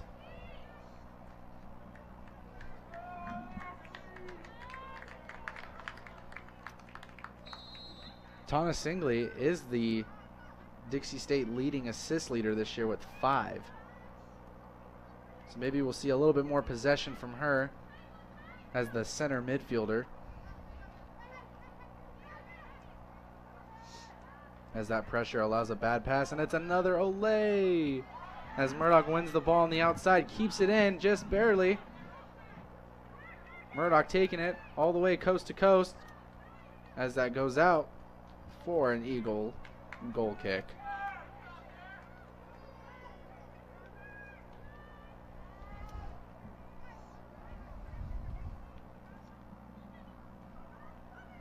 It looks like the Trailblazers have switched back to a traditional two center backs, as they see that the Eagles are applying more attackers. As that goes out wide to Hadley.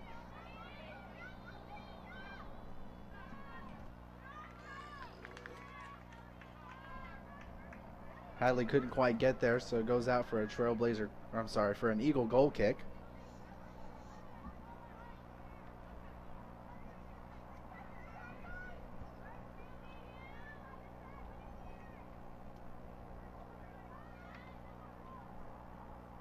Lamb with the defense goes out for an Eagle throw-in.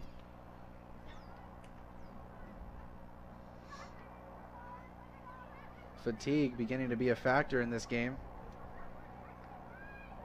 as we just about reach halfway in the second half.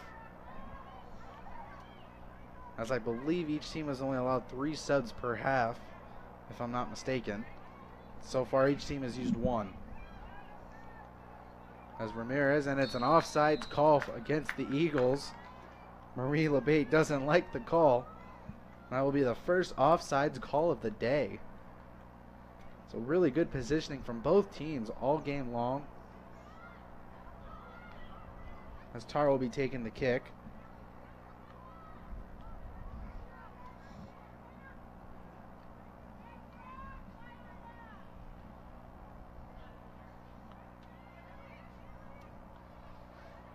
Estridge with the ball once again.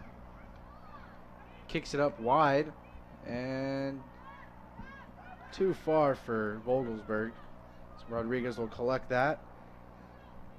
Try to get some offense starting.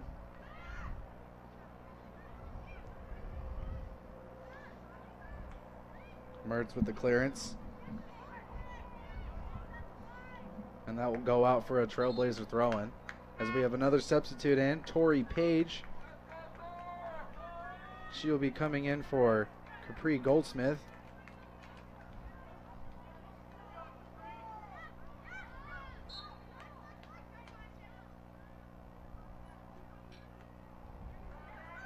Vogelsberg wins that ball. Still over to Estridge. Estridge clears it up. Page to get the ball in the attacking third.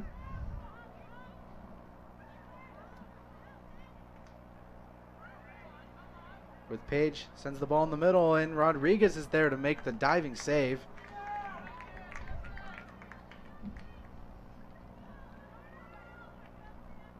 My coach always told me that the keeper is your first attacker, especially when they have the ball. They're the ones that start the play of offense. And in this case it was. Rodriguez is always dishing it out to her teammates, making sure that they can advance the ball, get it out of their defensive third. And then that one will deflect off of Martin for a Trailblazer throw-in. And yep, we're going to see front flip Mertz here get this ball back into the box.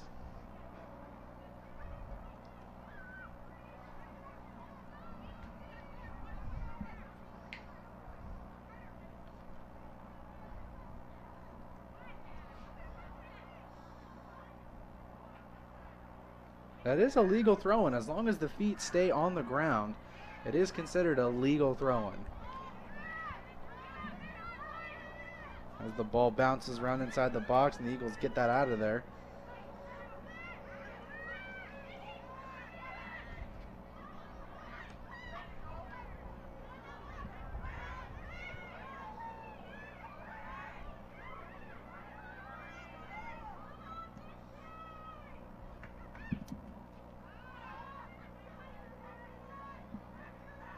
As Tar's going to let this roll back into her box. That way she can pick it up. Anything to buy more time. Quickly plays it out to Hadley. Got all kinds of space in front of her. She can do something with it. Kicks it up to Murdoch. Murdoch one-on-one on the outside. Rodriguez on the edge of the 18 to make that save.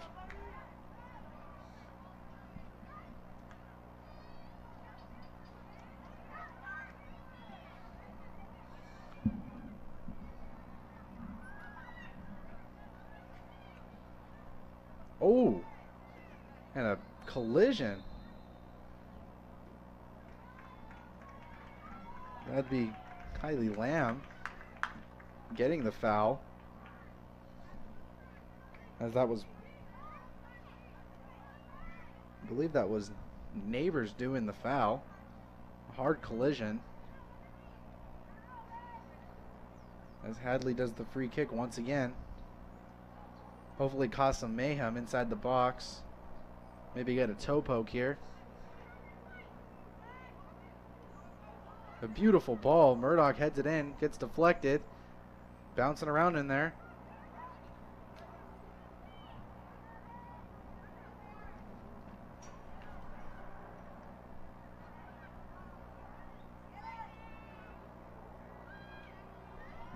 Hadley gets the ball again. Switches it over to Mertz. Switch the field of play, so dangerous. Defense isn't expecting it. With a good flick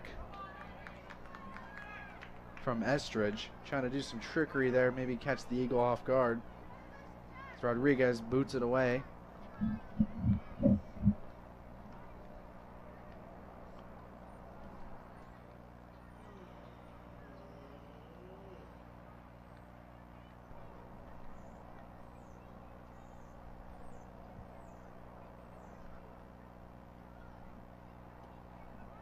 Remember to stay tuned for our broadcast of the men's soccer team going up against Biola as well, as the Trailblazers look to stay undefeated on the year. And a collision inside of the box, and Rodriguez comes away with the ball. And I believe that is Murdoch making the attempt on the ball. Anything inside the box, the goalie has the advantage. If the goalie touches the ball, it is their ball. With very, very little exceptions. Rodriguez looks to be a little shaken up on the play as she's grabbing her right shoulder. She hit the ground pretty hard.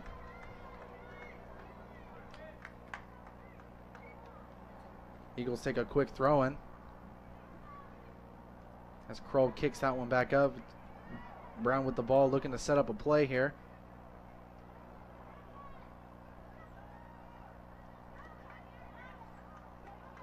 As that one is misplayed by Neighbors. However, Martin is there to pick it up. Dixie all kinds of pressure, and that will be a foul against against Tori Page, and she doesn't like it.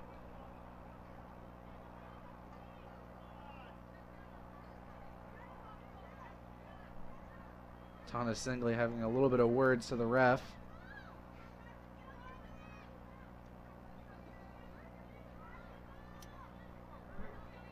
As Marie LeBate does the honors.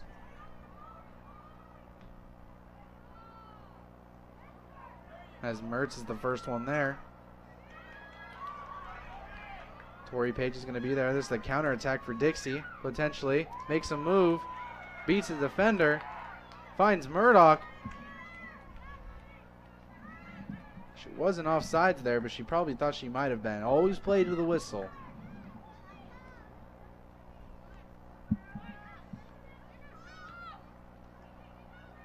As there is a shove there by Mertz, and that's going to be a foul against her.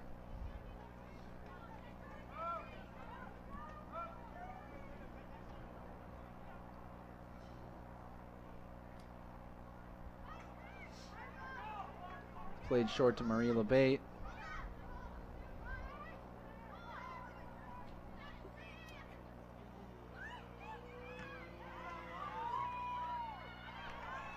As that goes out for a Trailblazer throw, and we got substitutes coming in. We got Jill Bennett coming in for Murdoch to give Murdoch a little bit of a breather, potentially, before the final minutes of the game. And for the Eagles, Sarah Jeffries comes back in for Demetropolis, as Bingham is exchanging words with Murdoch, probably telling her to just settle down a little bit, get the team together. This is your time. Just make sure that we're communicating a little bit better. Oh, that one goes right back into the face of Estridge.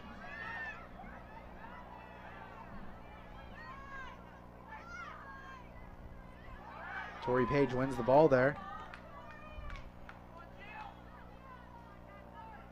And Jill Bennett couldn't quite make there in time, and that goes out for an Eagle goal kick.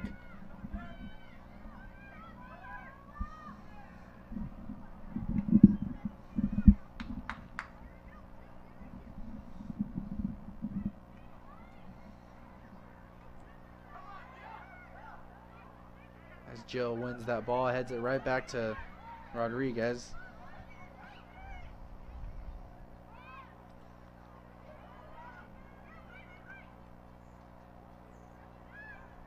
A little bit more possession here in the second half for both teams. A little bit more communication, a little bit more familiar with how the teams are playing. As Martin wins that ball from the sideline. And Brown makes the step in. Christensen over to Lamb. Lamb makes a move. Lamb taking it all the way to the sideline. Let's see if she can beat all three. And that goes out for an Eagle goal kick.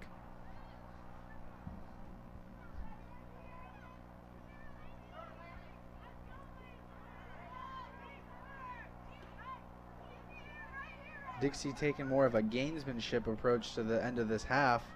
Take it to the corners and let time melt down. Let the other team kick it out of bounds, get the throw in. Possibly with some more goal opportunities. As Brown kicks that up over to Jeffries.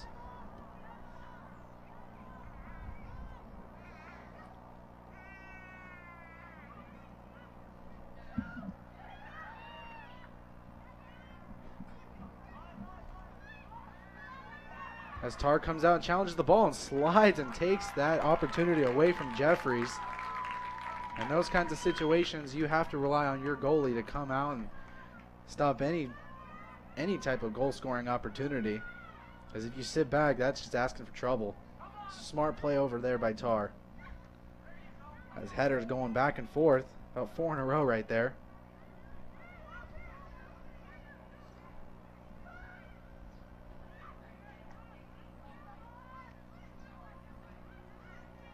As a switch over to Hadley.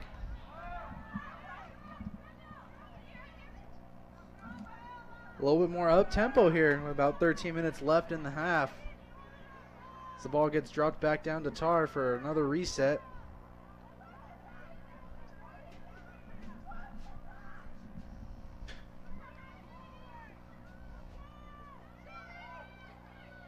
You got Christensen making a move on the defender over there.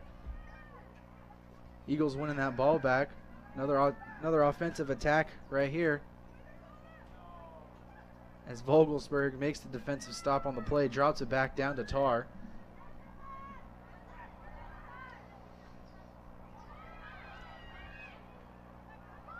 Knocks it back down to Hadley.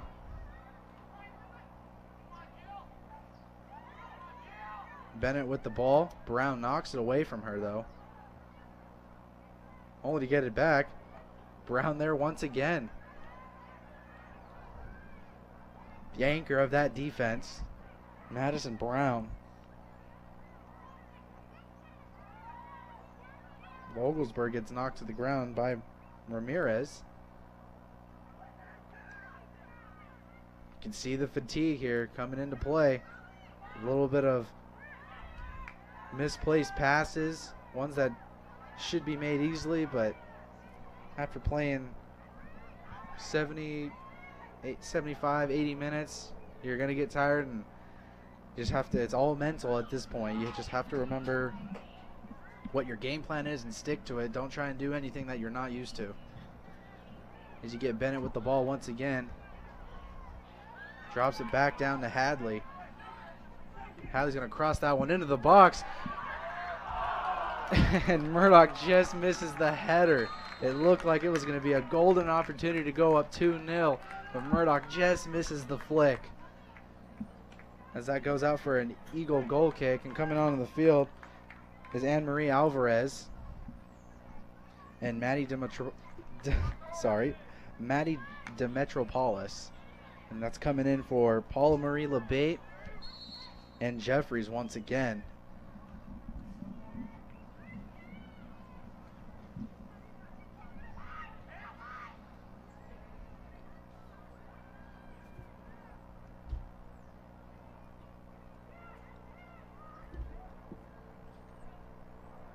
Trouble in the box once again, bobbling around, and Rodriguez is there to pick up the trouble.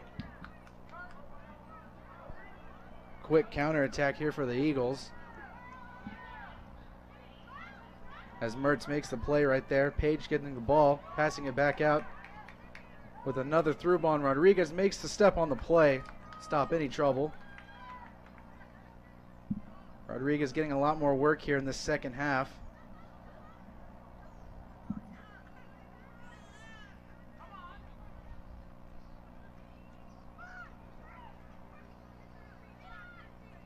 Back out to Hadley, who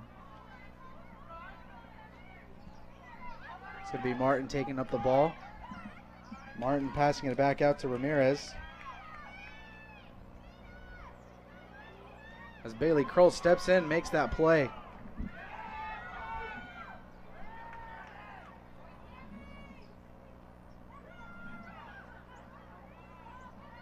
And Murdoch's going to take this up herself.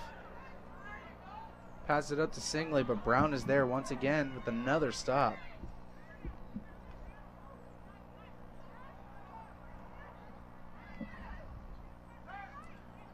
Maybe Dixie should try and drop a couple more defenders to save this lead a little bit. That's a shot on goal, and it's far left. That's going out for an Eagle goal kick. As the tactic used is called parking the bus, as they try to hold this 1-0 lead with about 9 minutes left in this first half. Last thing you would want is a quick counterattack and a late goal, as that would be a big momentum shift for the Eagles. As you got Brown there with the header.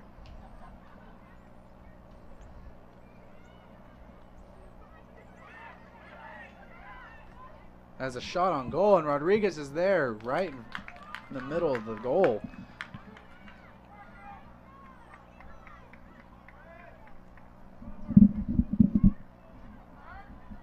As Rodriguez just rolls this one out to her defender.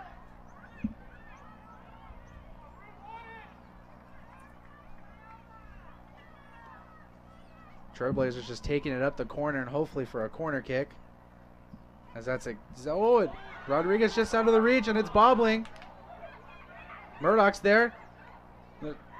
Just misses the shot with her left foot, and another opportunity missed here for the Trailblazers, as there is an Eagle down inside of the 6-yard box, as there was a big collision between a couple of the players. The referee's calling in for a sub, or the trainer, as the trainer goes out there. As time does stop for injuries, however.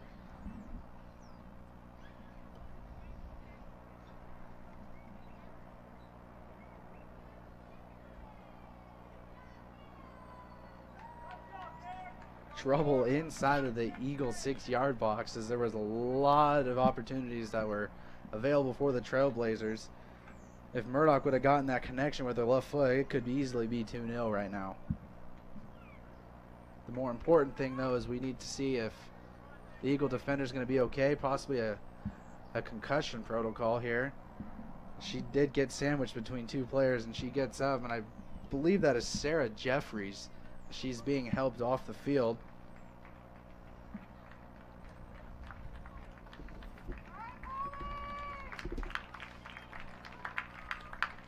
I'm sorry, that is Coley Martin.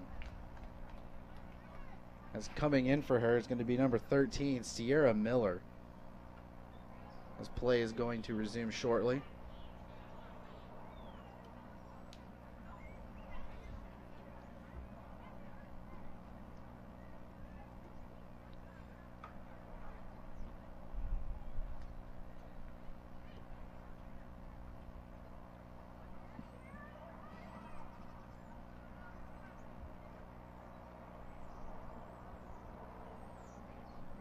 Trailblazers trying to improve to 6-1 on the year, and the Eagles trying to avoid dropping their first one of the year. As the center ref exchanging words and resuming play right now.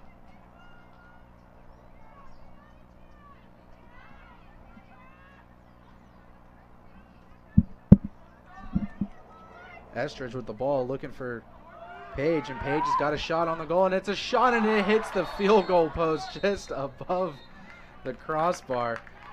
But the ref is saying it was tipped, and that's going in for a Trailblazer corner.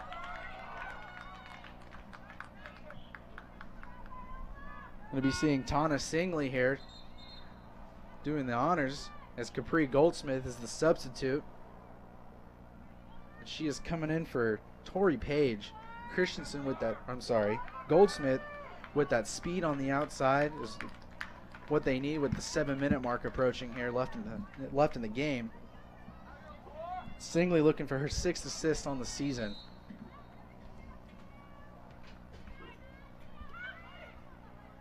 Bobbing it around, and it's a goal for the Trailblazers. That is Bailey Kroll with the header off of the other header, and Singley doesn't get the assist, but however she did set up the play, and the Trailblazers are up 2-0 with 7 minutes remaining in the half, and that is a huge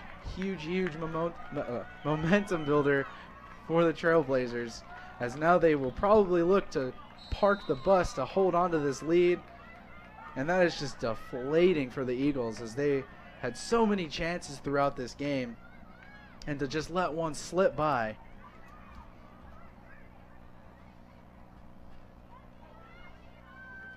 As the Trailblazers pressuring hard, and a foul.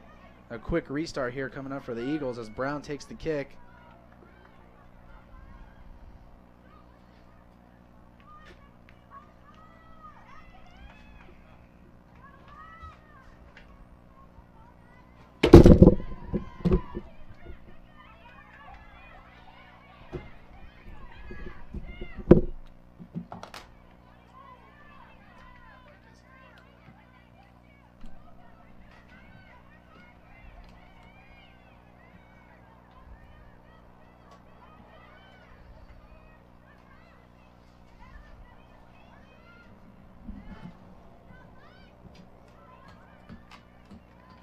And Kroll with the nice shield off there, as the Trailblazers have another sub.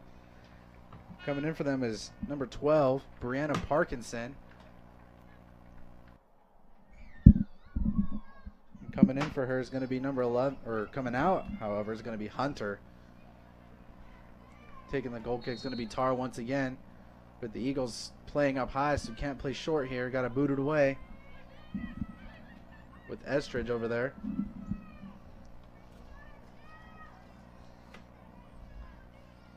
As Bennett wins the ball up in the attacking third with Brown right there. bump off the ball, and it's going to go out for a Trailblazer corner. And let's see if the Trailblazers can strike once again, as all but one player is going to be going up for this corner, trying to get that 3-0 lead with here about 5 minutes left in this game.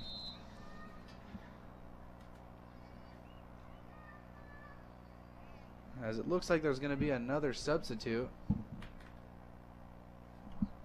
Coming in is Verduso, and coming out is Anne-Marie Alvarez.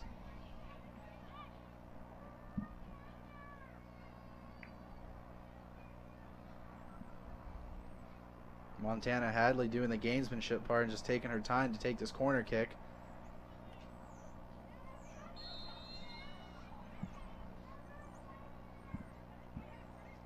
And Rodriguez gets a hand in there and smacks it out of there. It goes back in, being bobbled around inside the box. Hadley there with the shot on the goal, and a save by Rodriguez.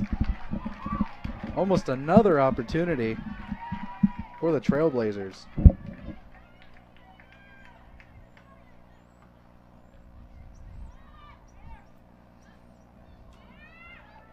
As Mertz is there to just boot it away these last couple of minutes.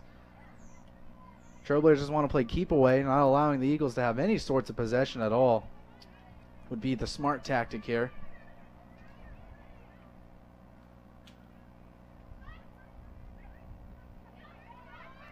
As you get it out to Goldsmith.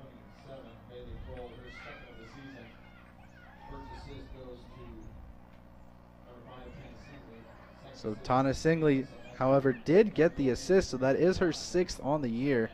And Bailey Kroll was credited with the goal, as Goldsmith beats 2 defenders, gets the shot off, and it goes wide left for an Eagle goal kick. As Rodriguez takes the kick once again.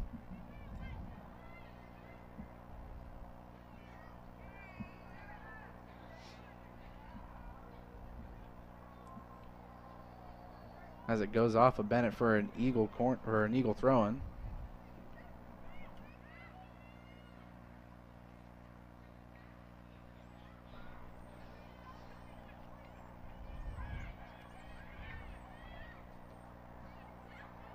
That's Goldsmith with the flick over to Singley, and Singley trying to beat 2 defenders at once. And it is kicked out of there by Alexis Lee. As that goes in for a Trailblazer throw-in. Front flip Mertz is going to stay back there, as she needs to be back there on defense. They're going to have Estridge throwing the ball.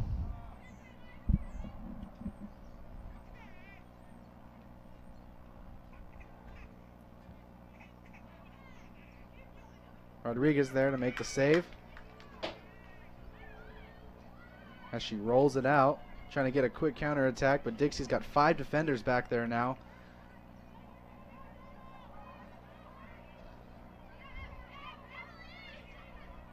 As Singley wins the ball once again, passes up to Murdoch. Hadley coming in with the stop, giving it back to Goldsmith. Murdoch gets possession again.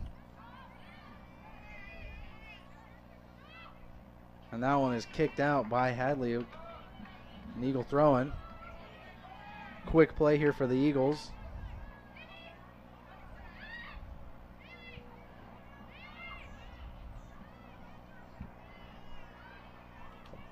Lamb comes in and ends that play very quickly. As Anderson looks for someone to pass to. Dixie not allowing any sorts of passing lanes at all, as the high intensity pressure is what's keeping them on the attacking side of the field. Even with the lead, they still want to be aggressive here and get that 3rd goal.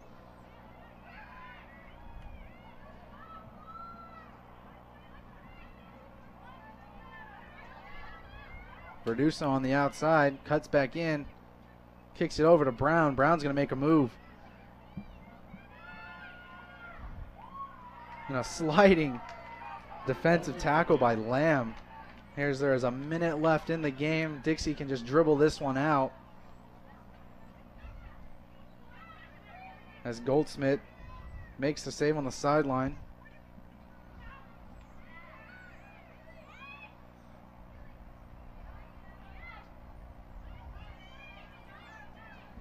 as Verduso saves the ball on the side. Oh, but it looks like it went out of bounds for a Trailblazer throw-in as Urado comes in for Murdoch, and Murdoch's day is most likely over as there's only 36 seconds left in this game. She did all she needed to do. She contributed. She made the defenders watch her. She was the target, letting her teammate to score as Urado takes possession of this ball, kicks it over to Goldsmith.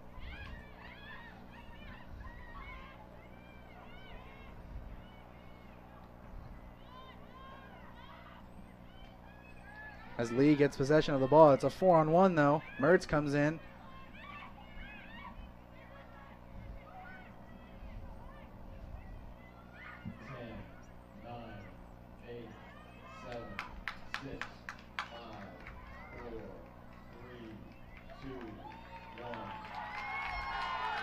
And that is your final score. The Lady Trailblazers take a 2-0 lead over the Eagles of Biola. And your Dixie State women's team improves to 6-1, handing the Eagles their first loss of the season. And that's always a tough one, but better now than later in the season, as your goal scorers today are Montana Hadley and Bailey Kroll. As the Trailblazers improve to 2-0 in the conference, another clean sheet for Felicity Tarr, her 4th on the season. And there's a lot of young talent on this Dixie team, so you gotta think that for the upcoming years, it's gonna be very, very special for them to watch. Be sure to stick around for the men's soccer game coming up at about 12:30. So make sure you grab your lunch, do what it is that you need to do, come back, come to the stadium, bring your friends, bring your roommates, bring whoever. It's starting to fill up here a little bit by little. And if you can't make it to the 12:30 game, always make sure that you can try and come to the 6 o'clock football game tonight. Thank you for listening to Dixie State University Sports Broadcast. I'm James Guerin. We'll see you next time.